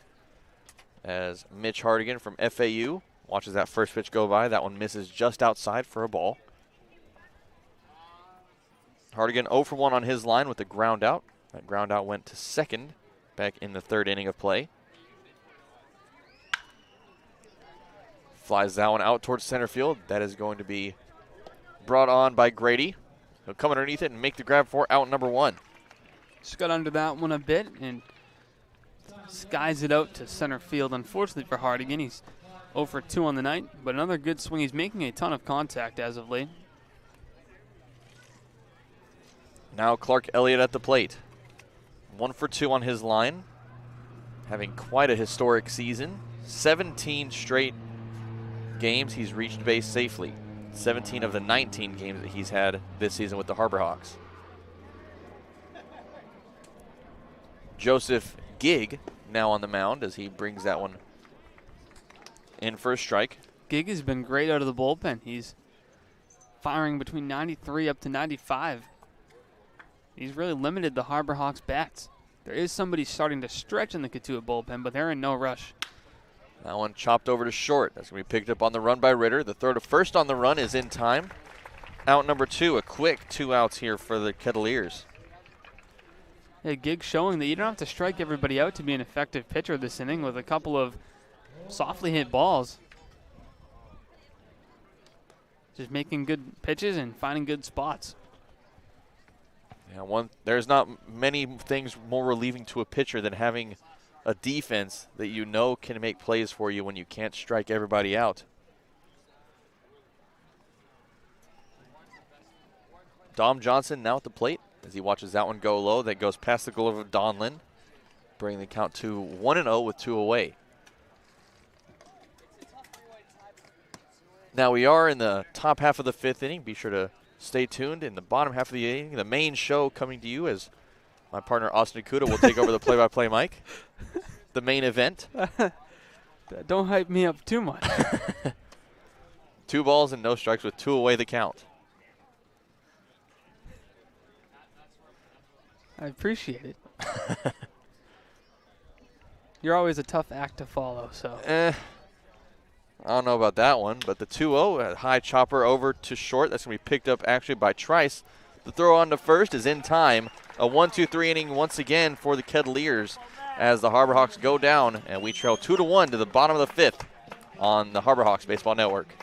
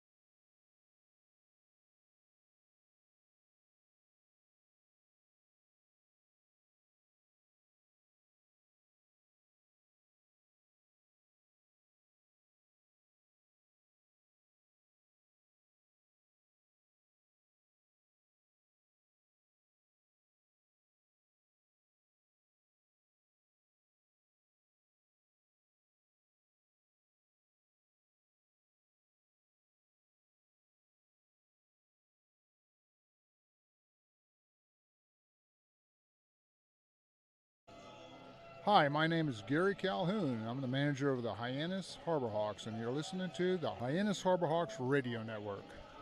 Marc Adamiak comes back to the mound for the bottom half of the 5th, but before we get started here, my partner Austin DeCouta is going to take over play-by-play duties for the rest of tonight's game. So, Austin, the mic is yours, my friend. Thank you, Lincoln. Here now in the bottom of the fifth, Jace Grady leading us off, the leadoff man for the Kettleers. He's behind in the count to Marc 0-1.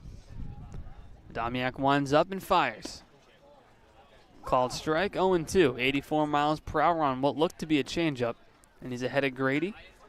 Adamiak now into his fifth inning of work. Gave up 2 runs in the first inning, but since then has really given the Kettleers a tough time. The 0-2 on its way. Fastball just misses, 1-2.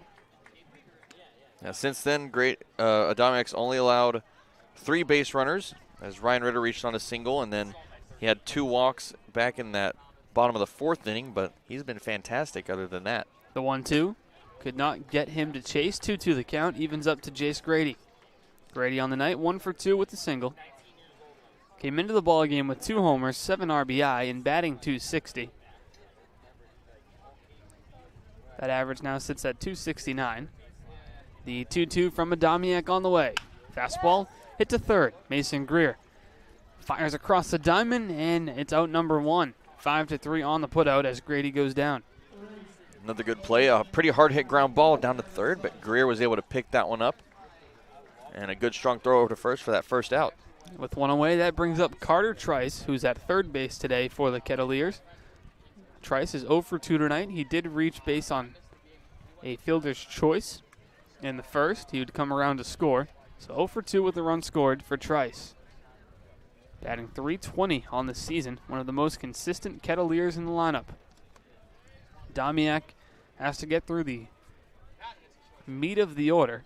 Top of the order was Grady. Now Trice in the 2-hole, and then Ritter. Eric Brown, the cleanup hitter if we get there. First pitch fastball misses, 1-0 the count. Adamiak still hitting 94 on the fastball, Lincoln. That's a good sight to see from your starting pitcher. You like to see the velocity stay in that range late into ball games. You really do, and he's starting to get to that pitch limit. Of course, we haven't seen more than about 90 pitches out of a pitcher so far. Adamiak just about to 80 pitches on his line now, as he's at 75 after that strike was called. 1-1 the count. Adamiak winds up and fires. Breaking ball just misses low, 2-1. I have a feeling with the Harbor Hawk bullpen is now starting to get more active. I think there's someone throwing out there, so I think this might be the last inning we'll see from Adamiak. We'll see. Ryan Proto still behind the plate for his second consecutive night, the 2-1.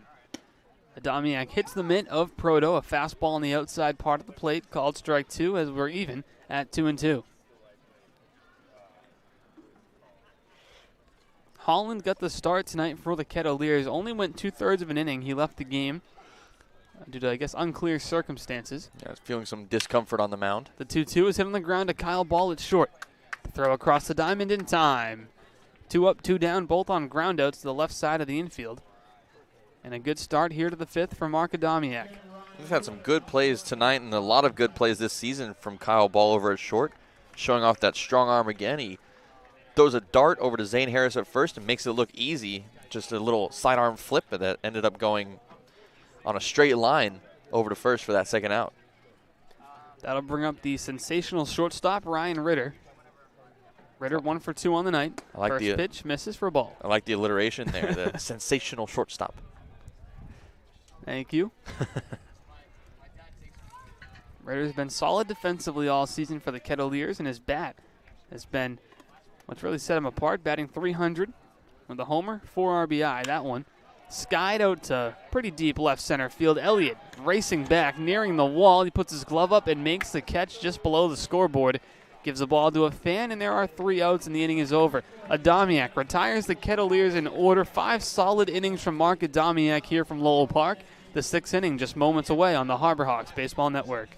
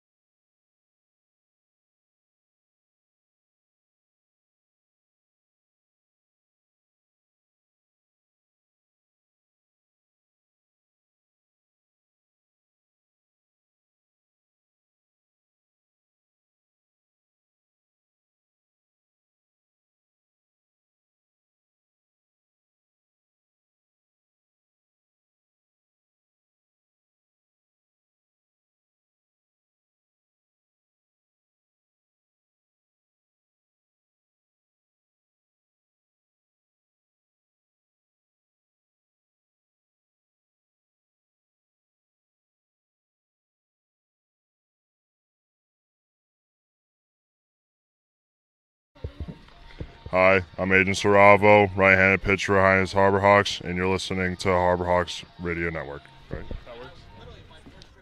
Back here for the 6th inning as Luke Mann gets ready to lead us off. It's 3-4-5 man Romano ball due up for the Harbor Hawks. Austin DeCouta alongside Lincoln Revill from the broadcast booth here at Lowell Park in Cotuit, Massachusetts. Luke Mann digs in. He's 1 for 2 on the day and hits that one well to right field. It's going to drop for a base hit. Luke Mann continues to hit the ball well and has his 2nd hit of the night. Yeah, first pitch swinging, and what you love to see, he roped that one over the head of Martorella and landed that one out in right field. A good, strong base hit to start this inning off. Joseph Gigg back on the mound for the Kettleers, and that's going to prompt a mound visit from the Kettleer manager. As Coach Roberts makes his way swiftly to the mound, and he will signal to the bullpen. So Gigg's day is done. He was sensational out of the Kettleer bullpen. Gigg finishes with 3 innings, 3 hits, no runs, 1 walk, and 1 strikeout. It really limited the Harbor Hawks. He is responsible for Luke Mann over at first base. But a pitching change here from Lowell Park will return at the conclusion of that change on the Harbor Hawks Baseball Network.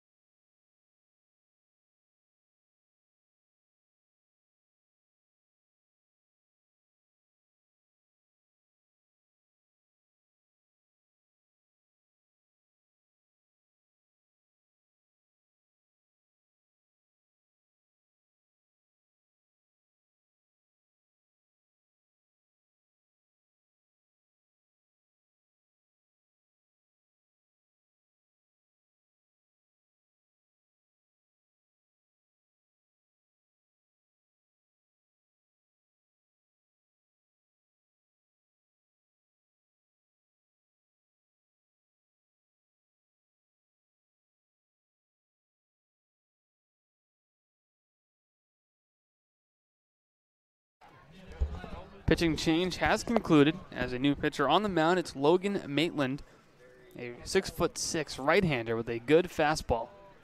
He comes in with Luke Mann at first base after the leadoff single to start things off in the top of the 6th. Nick Romano now at the plate. Romano 1 for 2 with an RBI single tonight. First pitch, a funky delivery and a breaking ball that misses for a ball 1-0, 76 miles per hour out of the hand of Maitland. On the season, the right-handers fired 6 2/3 innings, 8 strikeouts, and a 1.35 ERA. The 1-0. Breaking ball this time, it finds the zone, 1-1 the count to the UCF first baseman Romano. That is a kind of a funky delivery. It kind of reminds me, you know, have you ever seen The Karate Kid Part 2? No. Or Part 3, I think No. it is. Oh, haven't seen any of them. Wow. Okay. It's like the 80s movie, but I've heard. Is that the one with like wax on, wax off? In it? Yeah. I've That's heard it. Yeah. Heard of it. So in The Karate Kid Part 3, he goes to Okinawa, and a big part of that movie is like, you know, those little spinny drums that you like. It has like a drum with 2 sides, Romano gets that one on the hands as he floats it out to shortstop. Ritter's there, out number 1. So it has you're talking about like the drum that you have between your hands and it like spins around like a paddle? Yeah. Okay. Yeah, it's like his delivery reminds me of that. His glove comes out and then it spins around and his hand comes in. I got you. So it kind of reminds me of the spinning motion of the drum. Romano goes down on the pop-up. Luke Mann still at first as Kyle Ball digs in. Ball a perfect 2 for 2 with a pair of singles tonight. Looking to make it 3 for 3 and help the Harbor Hawks come back in this game. They're down 2-1. It was 2 runs early on for the Kettleers as they scored 2 in the bottom of the first, responding to Hyannis' opening run in the top of the first. All 0 cents for both teams. 2 runs, 3 hits, no errors for the Kettleers. 1 run, 6 hits, 1 error for Hyannis. Maitland fires a breaking ball that misses, 1-0 the count.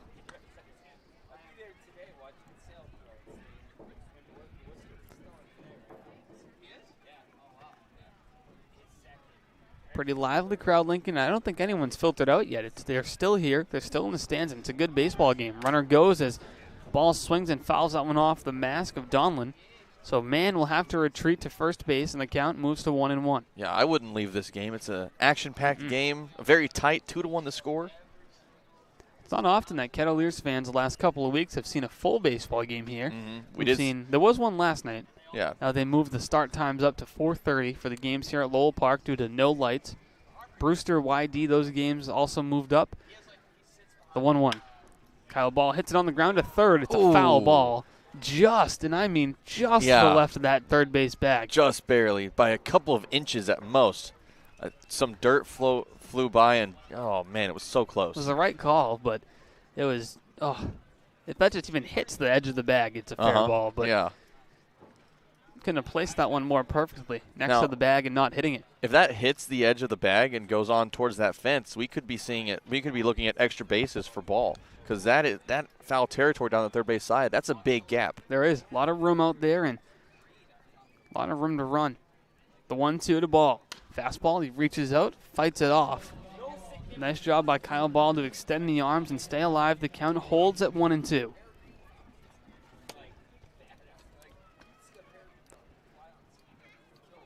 Ball still the leader in walks on the season for Hyannis. The 1-2. Can't connect, swings and misses at the breaking ball, and there's 2 away. Beautiful breaking ball there from Maitland for that second out, and Ball just couldn't find it, and that'll bring Zane Harris up. The Wright State first baseman Harris digs in at the plate. He's 0 for 1 with a walk tonight. Made solid contact on that line out. So we'll see what Harris can do here with his fellow infielder Luke Mann over at first base. Mann led off the 6th with a single, the 6th hit of the night for the Harbor Hawks. Maitland comes set, a big leg kick, and fires a fastball that's by Harris, 0-1.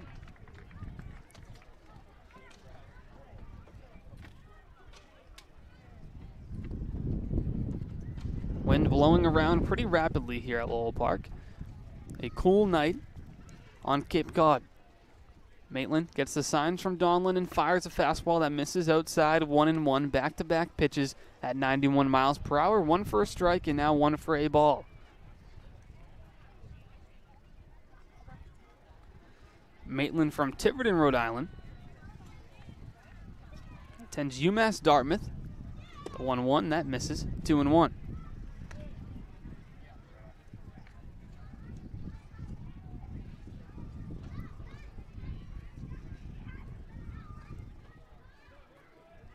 Maitland gets the signs from Donlin once again as Luke Mann gets his lead at first. Pickoff move, Mann diving back safely. Luke Mann gets the start tonight at second base. His first start of the year over there. We've seen him at third this season and once on the mound. A few times at DH. We saw him warming up a couple of days ago. We thought he would make an appearance there. I think that game was at... Was it Orleans or Falmouth? I believe it was the Orleans game on Sunday. And that was an away game. We almost saw our second view of Luke Mann from the mound, but unfortunately that did not happen. Now, Coach Calhoun did say that we can expect to see Mann in more appearances this season, so we'll see if those do come up. 3-1 to Harris. Runners off as Harris fights it off. Down the left field line, it's going to drop harmlessly for a strike. Trice ran a long way to try to give that a look, but couldn't come up with it. Full count now, 3-2, 2 away. So Luke Mann, who's been very active on first base during this at-bat, will retreat to the first base bag, and he will be off on the pitch. Full count, 2 away. Big spot here for Maitland as he looks to work through a scoreless 6 if he can complete this at-bat to Zane Harris. A look at the runner on first, and Mann comes set. The 3-2. Slapped foul off the netting. That's where the extended netting comes into play here, and is a welcome sight for the fans at Lowell Park. The count will hold it full as Luke Mann is getting in his cardio as he jogs all the way back to first base again and will restart once more on the pitch. 3-2, 2 away. The Wright State standout Zane Harris at the plate. Winds up the bat. The full count pitch once more.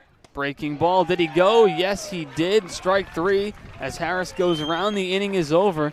Maitland comes out of the bullpen, limits the Harbor Hawks, retires 3 in a row. So the Harbor Hawks strand 1. We head to the bottom of the 6th with Cotuit leading it 2-1.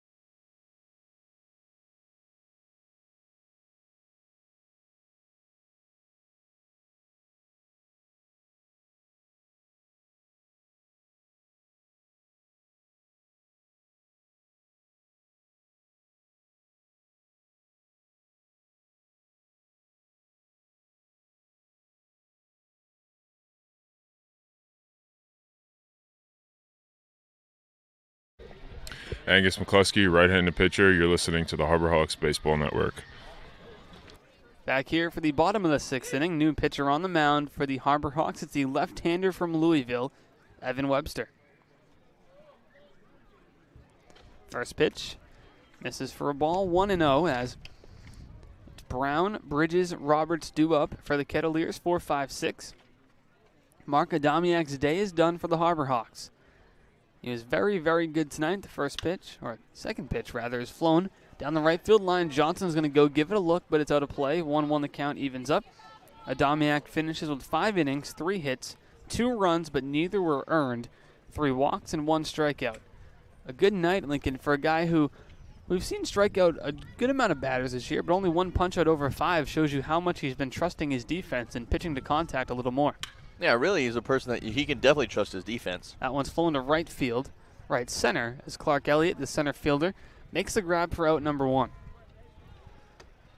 Yeah, that's just an example of how much you can trust your defense. Elliott making his way quite a ways over into that right center gap to make that grab. And his outfield with a lot of speed, they can cover a lot of ground. His infield with some solid gloves all around. And I would also trust this defense if I was on the mound.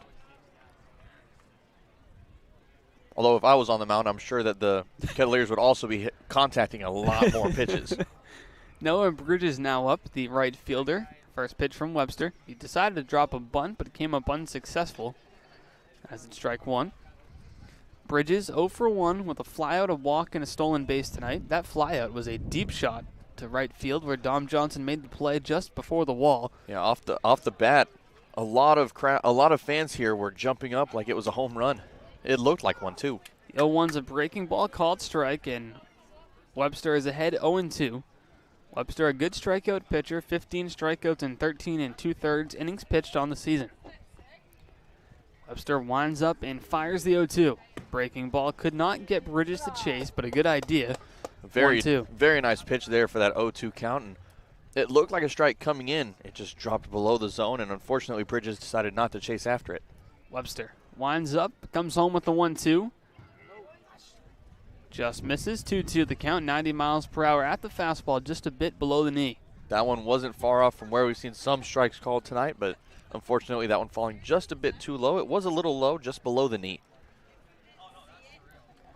Webster winds up once more, the 2-2 on its way. That's a called strike as Bridges goes down looking on a fastball just below the knee. Well, I will say there's a fine line in that strike zone, and in my personal experience, there are pitches where one can miss just a fraction closer to the zone than another pitch that's a strike, and then the pitch before that would be a ball that's just about an inch over outside of the zone. Brett Roberts now at the plate. He shows bunt and pulls back, but it's a called strike anyway, 0-1. Roberts 0 for 2 on the night. His batting average at .254 now heading into this at-bat. He's made contact both times, popping up to second and grounding out to second.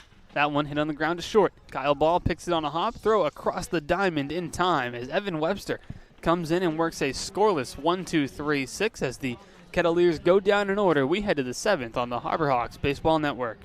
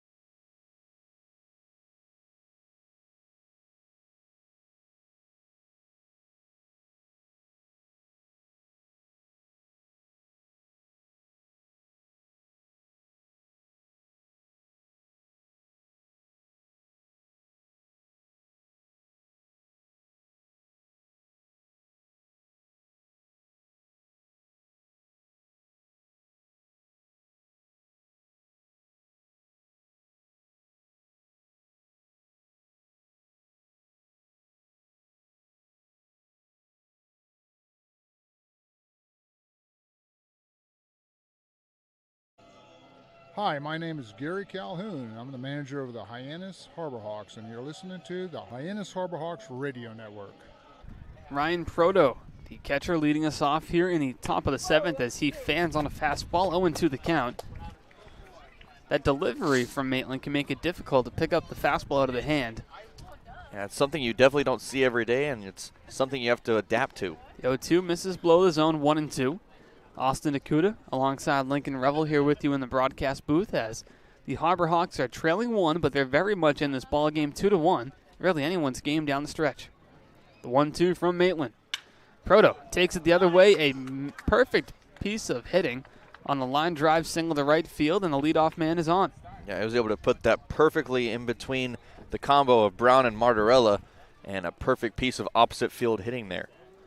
Takes a fastball in the outer half, and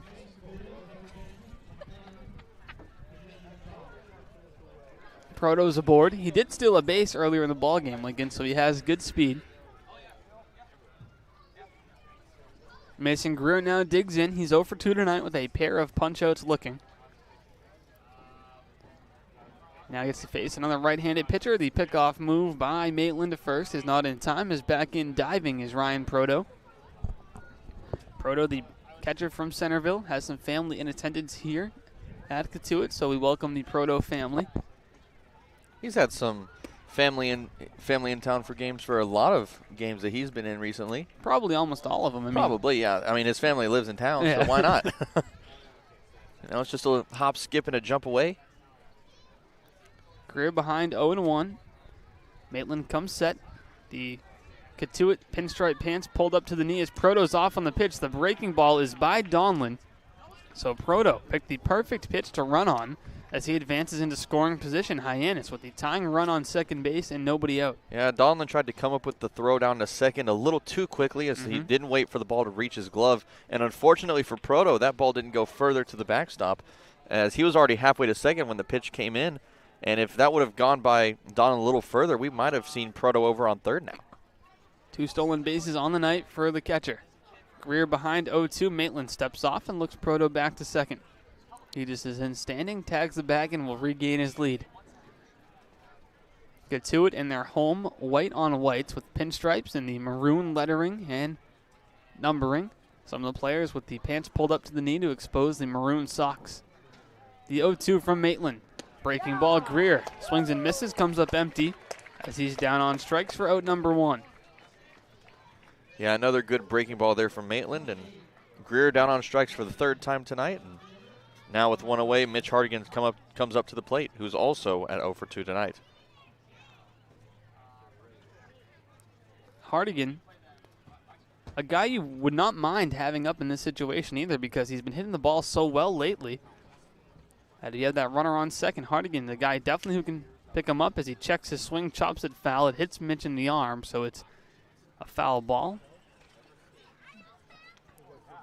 For a split second, I kind of thought that Hardigan might have intentionally brought his arms back and hit the ball himself because it at first glance, it didn't look like it would have hit him off the bounce, and that would have been a pretty easy play there for Donlin to make.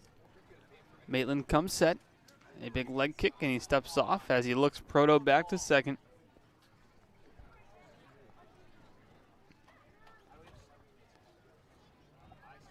Hyannis out hitting Cotuit by 4 hits as they have 7 to Cotuit's 3. But the runs 2-1 in Cotuit's favor as Hardigan fouls that one off towards the Harbor Hawk first base dugout. 0-2 the count.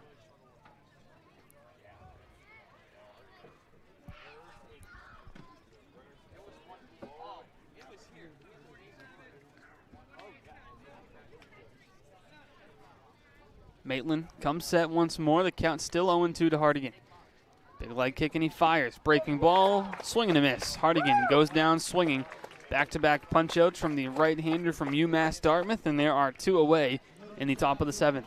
Another great pitch there from Maitland, and unfortunately Hardigan couldn't come up with it. It went a little bit too far outside of his bat, and now with 2 away, this is the batter that I would want up here with 2 away. Clark Elliott, of course, now 17-game on-base streak.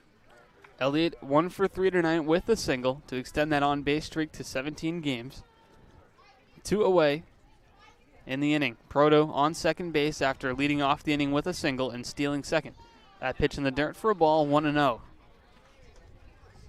You know, it is too bad that the Cape League season isn't longer than 40 games this season. I would love to see just how far, if Elliott can get his on-base streak past that 40-game mark, I would love to see how far he could make it go. The 1-0 as Maitland steps off. There will not be a pitch. It's a shame that Elliott joined the team late, too. He's only missed about 1 or 2 games since he's been here, if that. Count 1-0 to the Michigan standout. He's got some power, too, with a homer and 5 RBI on the year. The 1-0.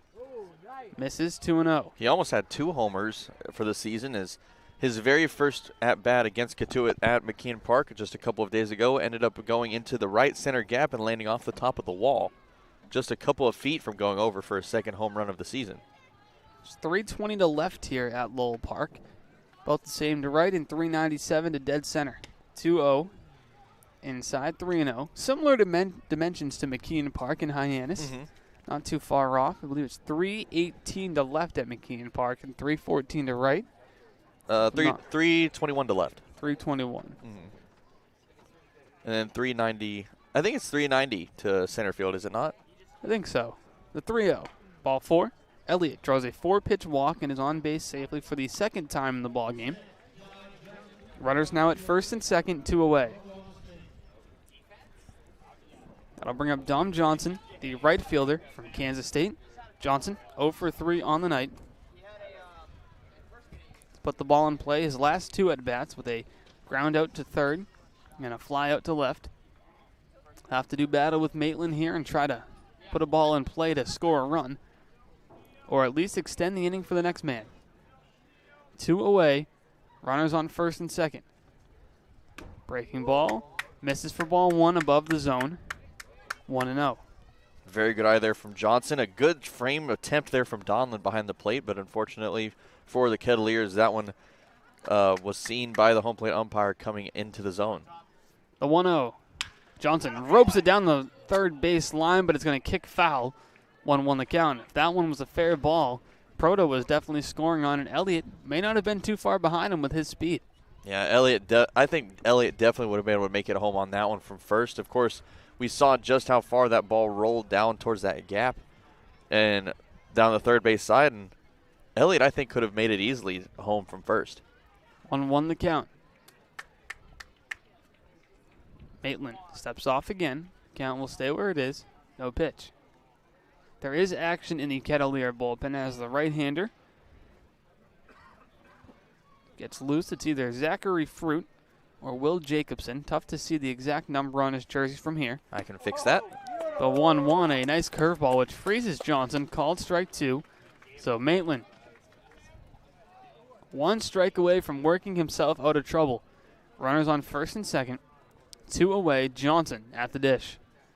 Maitland gets the signs from Donlin. He comes set. Takes a look at Proto at second and brings home the 1-2. Breaking ball, Johnson holds up and does not go around. The count evens up at 2-2.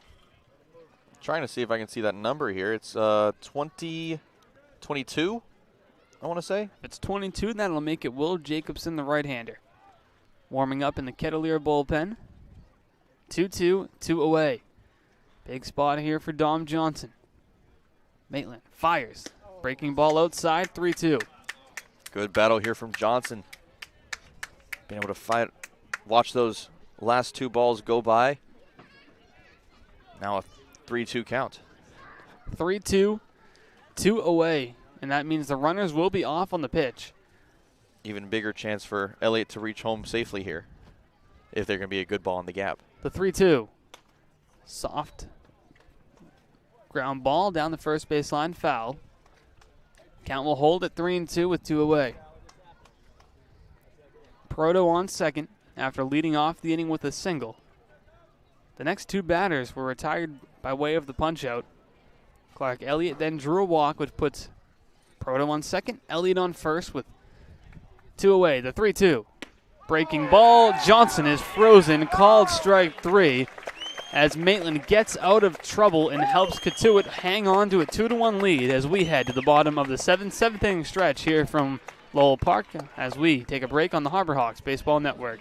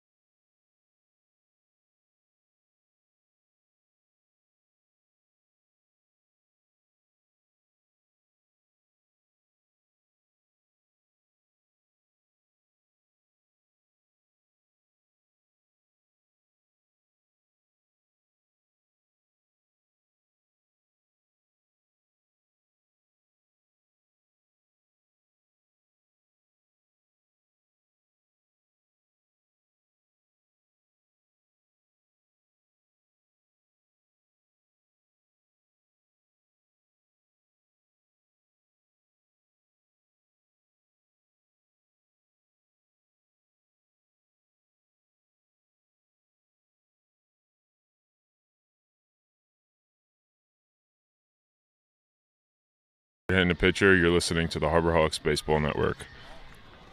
Back here for the bottom of the 7th as the Kettleers look to get themselves an insurance run late in the ball game.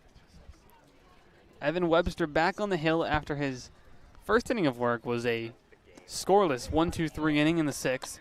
He fires a first pitch ball to Nathan Martorella. 7, 8, 9 due up for the Kettleers. Martorella, Suggs, and Donlin.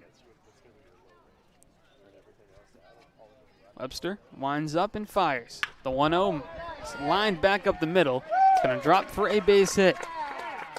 Martorella reaches base. Strong opening base hit there from Martorella. Ripped it back up the middle, and no chance to get that out of the infield, and unfortunately that dropped just a few feet in front of Elliott out in center. That'll bring up the UNC Wilmington outfielder Matt Suggs, the left fielder today. 0 for 1 with a pop-up and a walk on his line, as Webster will now have to go from the stretch with Martorella at first base, nobody out. Double play is in order for the Harbor Hawks.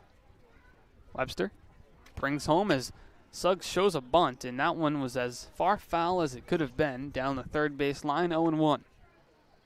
Yeah, he was definitely trying to go for that third base line there, but took it a little just a tad too far to the left there. It's a good idea for the Kettleers to try to drop a bunt in that situation, move your runner up into scoring position as you look to add an insurance run, but Suggs unfortunately couldn't get it fair. Count 0-1, Webster stares down Martorella at first, brings the leg home. Bunt is shown again. The runner was off on the pitch. It's a great bunt. Greer throws to first to take care of Suggs. A terrific bunt. Moves Martorella up to second base with one away. That's okay. The runner did advance over to second. But even with that runner on second base, it's good to get that one out here. The double play out of order, but still a good opportunity for the Harbor Hawks here. A little bit of small ball by the Kettleers. You don't see that at the MLB level much. Nobody bunts anymore. Yeah, no. Not even. Really, I haven't seen. I mean, I guess I've seen a lot of highlights, but, seen quite a few instances where not even pitchers in the National League don't bunt really much anymore. Matt Donlin up at the plate, 0-2.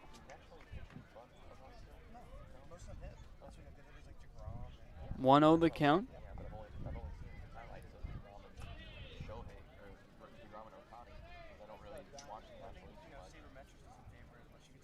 Webster comes set. Martorella at second after his leadoff single. The 1-0 foul tipped. 1-1 the count, evens up. Donlin in the 9-hole tonight, the catcher. 9 for 47 coming into the ball game. That is now expanded to 9 for 49. After his 0 for 2 start, he has one of the 2 punch-outs for the Kettleers. Harbor Hawks pitching with just 2 punch-outs tonight, but it's been effective otherwise, Lincoln. They've only allowed 4 hits and 2 runs. You don't have to strike anybody out if you're going to only allow 2 runs. Yeah. It's, once again, putting the ball in play for the Harbor Hawks not necessarily a bad thing, is because you have such a solid defense. You don't need to pitch for strikeouts. You can pitch for contact and let your offense do the work. Count is 1-2. There's a good saying that there's a reason that there are 9 players on the field instead of just 2. It's more than a pitcher and catcher. You don't have to strike out everybody. It's good to get your infield and outfield some action as well. 1-2 the count. Time is called as Donlin will step out. Donlin with 3 RBI on the season. A chance for number 4 if he can bring home Martorella from second. Webster comes set, fires home a breaking ball that missed, and not a pitch you're going to swing at. 2-2. That one slipped out of the hand a bit early. So bend over, grab some dirt, now rub it on his pant and try to get a better grip of that baseball. 2-2, 1 away. Webster's been solid so far out of the bullpen. He comes set. Long pause, the 2-2 on its way. Fly ball. It's going towards shallow left field. Mitch Hardigan running in. He'll make the call. And the catch, 2 away, and that's going to force Martorella to stay put at second base. Yeah, like I said, even with 1 out and a runner on second, there wasn't really a reason to start worrying just yet for the Harbor Hawks. You saw a nice little routine fly ball there for out number 2, and now everybody can take an even deeper breath and just wait for that third out. Back to the top of the order for Jace Grady, who is 1 for 3 tonight. Grady from Dallas Baptist. The Patriots. A switch hitter, so he'll now bat from the right side for the first time tonight.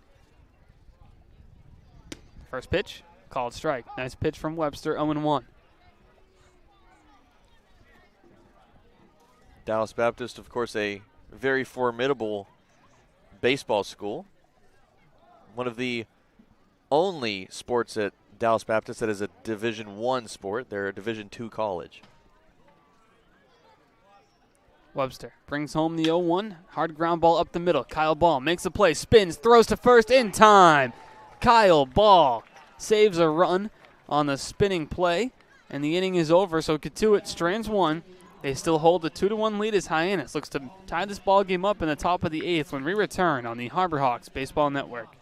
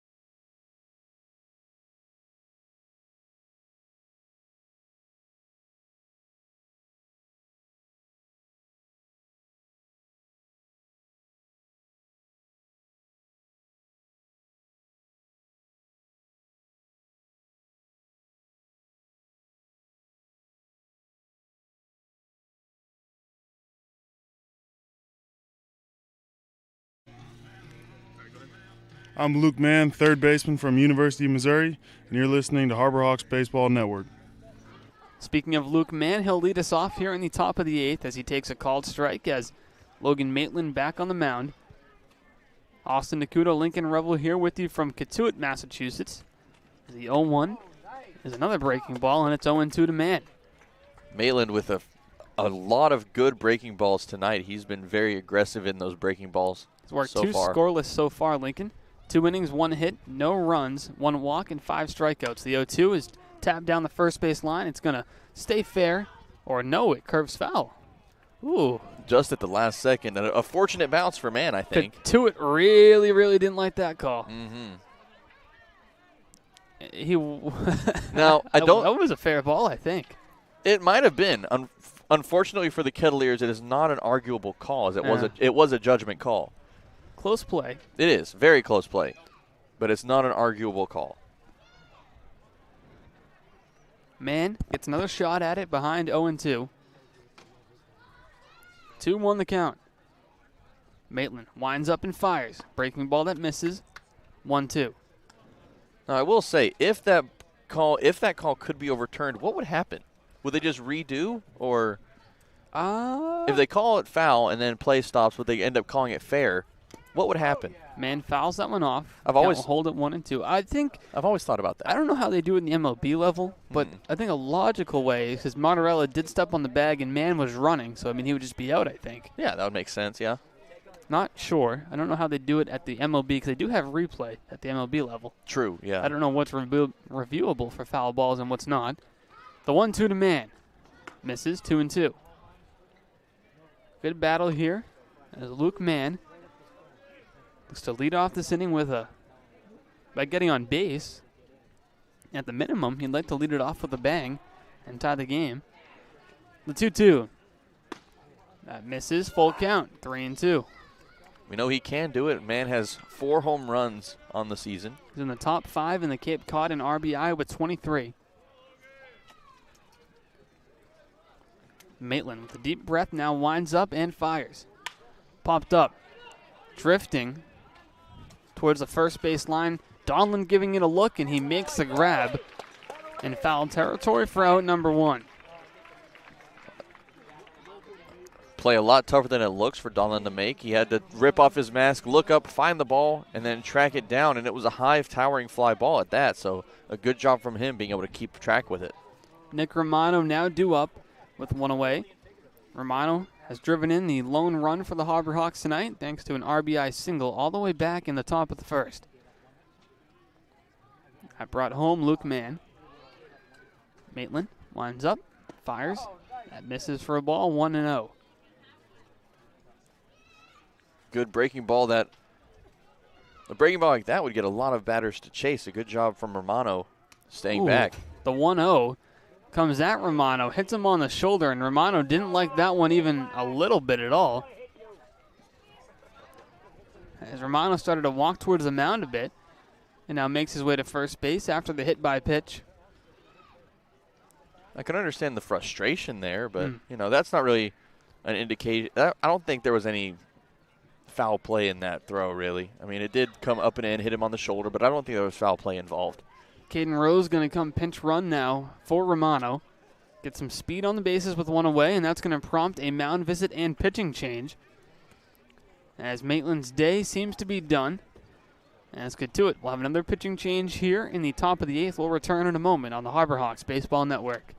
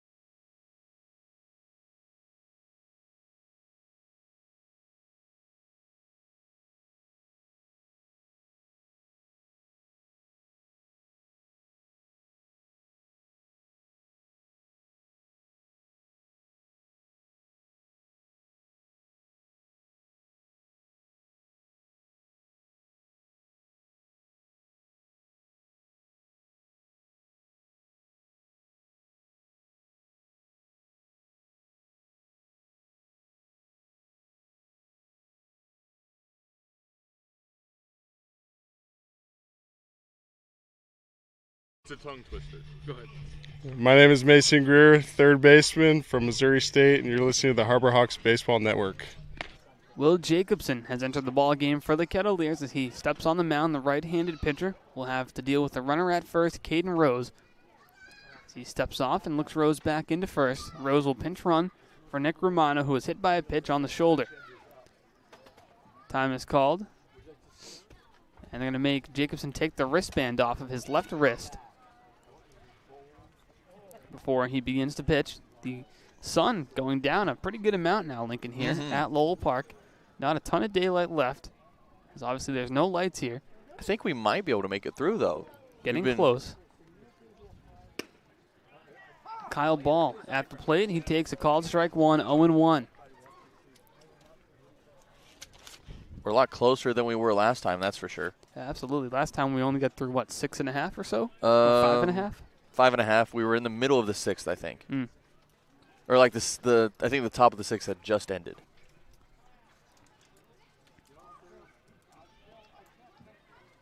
Rose over at first base. 6 for 8 on stolen bases this season, so he has good speed, but Kyle Ball takes a called strike 0-2 as Jacobson has come out of the bullpen and bring the heat with him. 94 on the fastball. Some dogs have upset each other.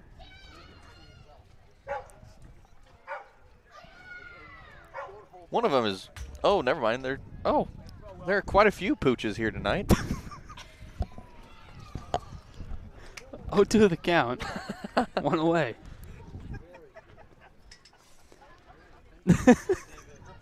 You're a big dog guy, huh? I do. I love dogs. I love dogs so much. I've got 2 of my own at home. I miss them to death right now. The 0-2 is Rose started but stopped at first base. It misses for a ball, 1-2. Yeah, I've got 2 dogs at home. Also, I've got a cat, too. I'm a big animal guy, unlike our Southern reporter, Taylor Farmer, who hates animals. Jacobson comes set, the 1-2 to ball, breaking ball, cut on and missed. He did get a piece of it, it looks like, but Donlin hangs on. It's a big out number 2 for Jacobson. Rose will stay put at first base. Jacobson comes into this appearance with a 15.55 ERA in 11 innings. He's allowed 19 earned runs in 11 innings. So the Harbor Hawks can try to do something against him here. There's already more action in the bullpen right now, so we might see a new pitcher in for the 9th as well. Harris steps in and he swings at the first pitch off towards the parking lot. Now, he does have a live arm, 95 on the gun at that fastball, so he does have some speed on the mound. He has 8 walks in the 11 innings, 21 hits, so the hits are a little bit higher. The walks a little higher than you'd like to, but clearly he's got good stuff. Jacobson comes set, Rose over at first as he steps off once more. Just approaching 7 o'clock here at Cotuit. Probably a half hour of daylight left. We're in the top of the 8th. The 0-1. Called strike, 0-2. 94 miles per hour on that fastball. Some fans have left Lincoln, but still a good crowd. I'm just kind of surprised. It's been a good game. I'm kind of surprised people have started to file out. Trying to beat the traffic, I guess. Jacobson comes set, the 0-2. That misses, 1-2. He hit 97 on that pitch. Wow. Jacobson really bringing the heat. Dugouts on their feet. That's a big spot here. Zane Harris at the plate. Caden Rose at first. Jacobson steps off once more. 1-2 the count. With the speedy Rose over at first, he has a good chance to come home on a ball deep into the gap with his speed. See if Harris can come through for the Harbor Hawks. The 1-2. Hard hit ball to second. Off the glove of Brown. He recovers. The throw to first is in time. Jacobson comes out of the bullpen and gets a couple of big outs for the Kettleers as they hold on to their lead as we head to the bottom of the 8th from Lowell Park.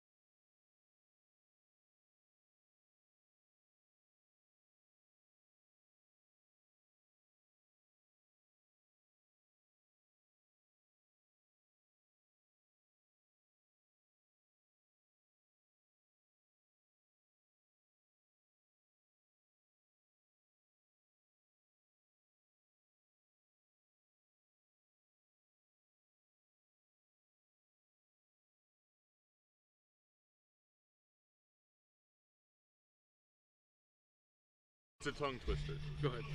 My name is Mason Greer, third baseman from Missouri State, and you're listening to the Harbor Hawks Baseball Network. Wait.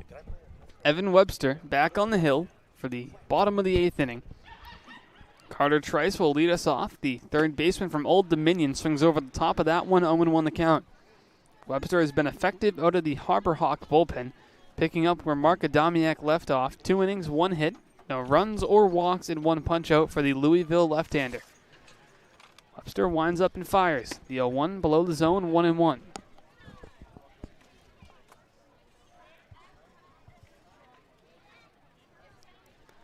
Two, 3, 4 due up for the Kettleers. The part of the order you want up if you're Cotuit. The part of the order you want to avoid if you're Hyannis. The 1-1. Hit on the ground to first. Harris dives but comes up empty. Man's there to back him up to throw to first. Is in time. As Luke Mann backs up Zane Harris on the ground ball. A heck of an effort from the 6'5" first baseman to lay out and dive, but just got past his glove. Luke Mann showing his athleticism by getting there, making the throw on the run, and Evan Webster covering for a big out number 1. Yeah, really good job there from Mann being able to back up Harris on that ground ball and just showing off how much ground he can cover in the infield as well. A good play overall. That brings up Ryan Ritter, the shortstop. Ritter, 1 for 3 tonight. His average at 301 now on the year. The 1-0. Misses for ball 2. 2-0 the count.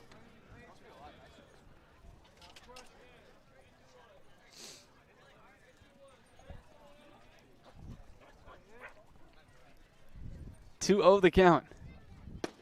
Misses below the zone, 3-0. 88 miles per hour on that fastball.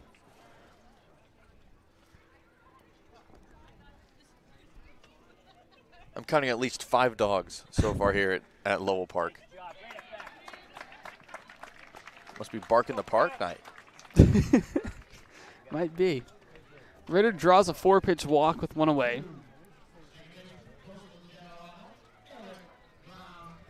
Here comes Eric Brown Jr.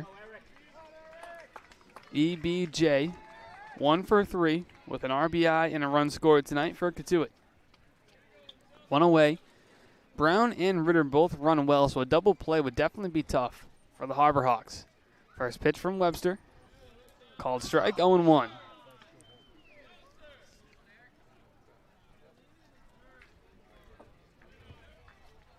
The Harbor Hawks defense remains the same since when the game started. Proto behind the plate has done a great job calling pitches for his only 2 pitchers he's had to catch tonight. Adamiak got the start. Webster relieves him as he gets Brown over the top of that pitch, 0-2. Again, Lincoln, Marc Adamiak, a guy who can definitely get you out with a strikeout, only had 1 through 5 innings, but pitched 5 innings without an earned run. He was pretty good tonight. He was very good. Yeah, very good outing from him, and just showing once again how you don't have to blow it past people every time you pitch. You can afford to let your defense get some work done for you and get some outs themselves. Count is 0-2. Brown steps into the box. Bats from the right-handed batter's box. With his pants pulled up a bit, the bat in the funky position above the helmet. A called strike 3 as Brown Jr. goes down looking for a big out number 2. Good pitch from Evan Webster. And I don't think Brown liked that call as he makes his way back to the dugout, but a great pitch there from Webster for out number 2 and a chance for out number 3 here with Bridges. Noah Bridges, 0 for 2 on the night, and he's also drawn a walk. We mentioned earlier in the ballgame, Lincoln, how he hit that ball a mile on one of his outs. Yeah, have to be careful with him. Thought that ball was going to head out of the park, but unfortunately, Dom Johnson was able to make the play right at the wall. Pickoff move to first. Back in standing is Ritter.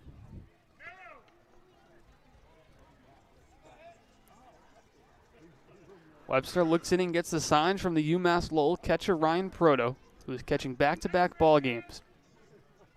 Webster comes set. A long pause. Brings home. First pitch, called strike, 0-1. Proto set up on the outside part of the plate, and Webster hit the glove without him having to move much. The sun setting past the trees now at Lowell Park. just past 7 o'clock, 7:06 now here on the East Coast as we look to get a full ball game in. The 0-1 fouled off towards the parking lot. Didn't hear a thud that time, but we did hear some noise from the Cotuit fan, so it might have caught another car. 0-2. I'm sure a lot of people are kind of frightened now to have their cars out there in that parking lot. I think Taylor's dreading going to the parking lot after the game. She's worried about her car. Nice little Beamer out there in the parking lot. Surely don't want to have that one hit. Anything else about Taylor you want everyone to know? The 0-2 is chopped down the first base line. Harris picks it up, tags Bridges. The inning is over.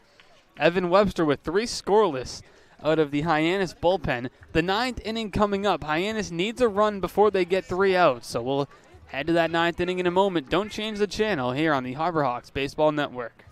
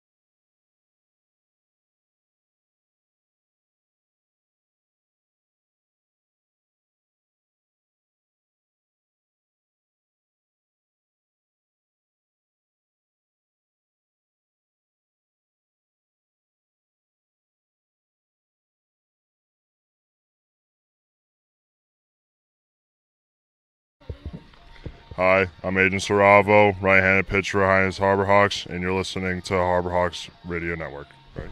9th inning about to begin here from Lowell Park. Before we do, a quick word from our sponsor, Milton Cat. For sales and rentals of Caterpillar machinery, generators, and marine engines, visit MiltonCat.com, your area cat dealer.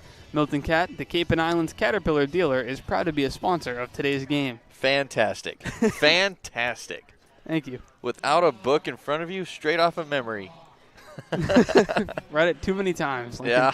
The HarborHawks looking to get a run to at least tie this game up.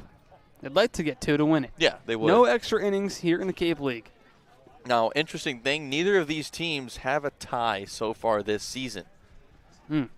So, possibly, if anything, just score 1 run and take away both of those tieless streaks.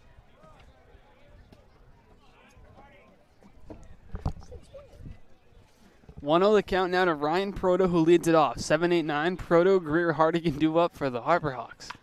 Checks his swing. It's tapped back to Jacobson on the mound. He flips on to first. 1 away. 1-3 on the putout. Proto didn't want to go around, but he'd inadvertently made contact, and Jacobson was able to flip on to first, and it's a big out number 1 for Cotuit. Yeah, we've seen so many of those this season, and it's the worst way to put a ball in play where you don't even want to swing, but you end up hitting the ball anyway, and then you're forced to run. Just an unfortunate circumstance there. First pitch to Mason Greer is a ball, 1-0. Greer, looking for his first hit in the ball game, has yet to reach base tonight. Stands in from the left-handed batter's box. The 1-0 inside, 2-0. Hyannis would like to get a base runner here. And a mound visit, as we might see another pitching change as we're getting to that time where daylight becomes sparse.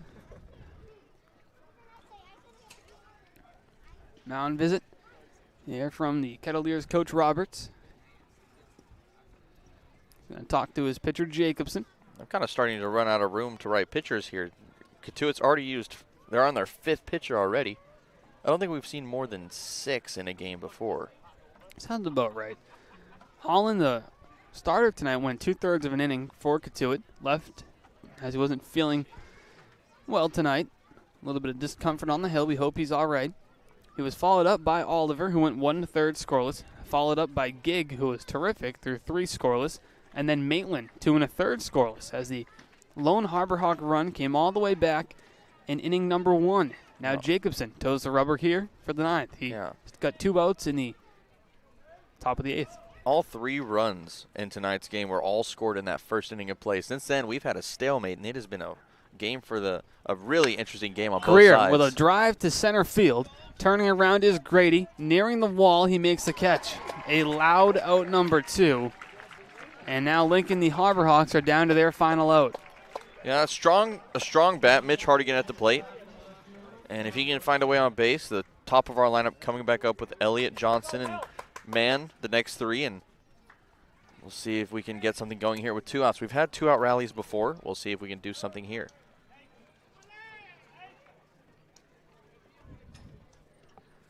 Two away. Hardigan stands in. First pitch. Hit on the ground to first. Martorella grabs it. He steps on the bag, and the ball game is over. Cotuit defeats Hyannis by a score of 2-1 as the Kettleers pitching staff tonight did a terrific job as they just outduel Hyannis. Final score 2-1 from Lowell Park, and that means Lincoln Cotuit has taken the 2021 Patriot Cup as well. Yeah, unfortunately, the Kettleers taking a 4-2 series win against Hyannis, and Patriot Cup out of our grasp once again, and we'll try again next season, but Cotuit came out on top this season. A good competitive series between 2 teams who play each other well every night.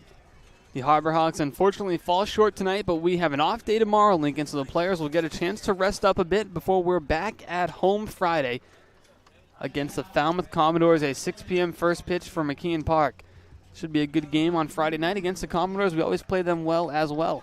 We do, yeah. Our last game at Go Fuller Field came in a loss, but looking to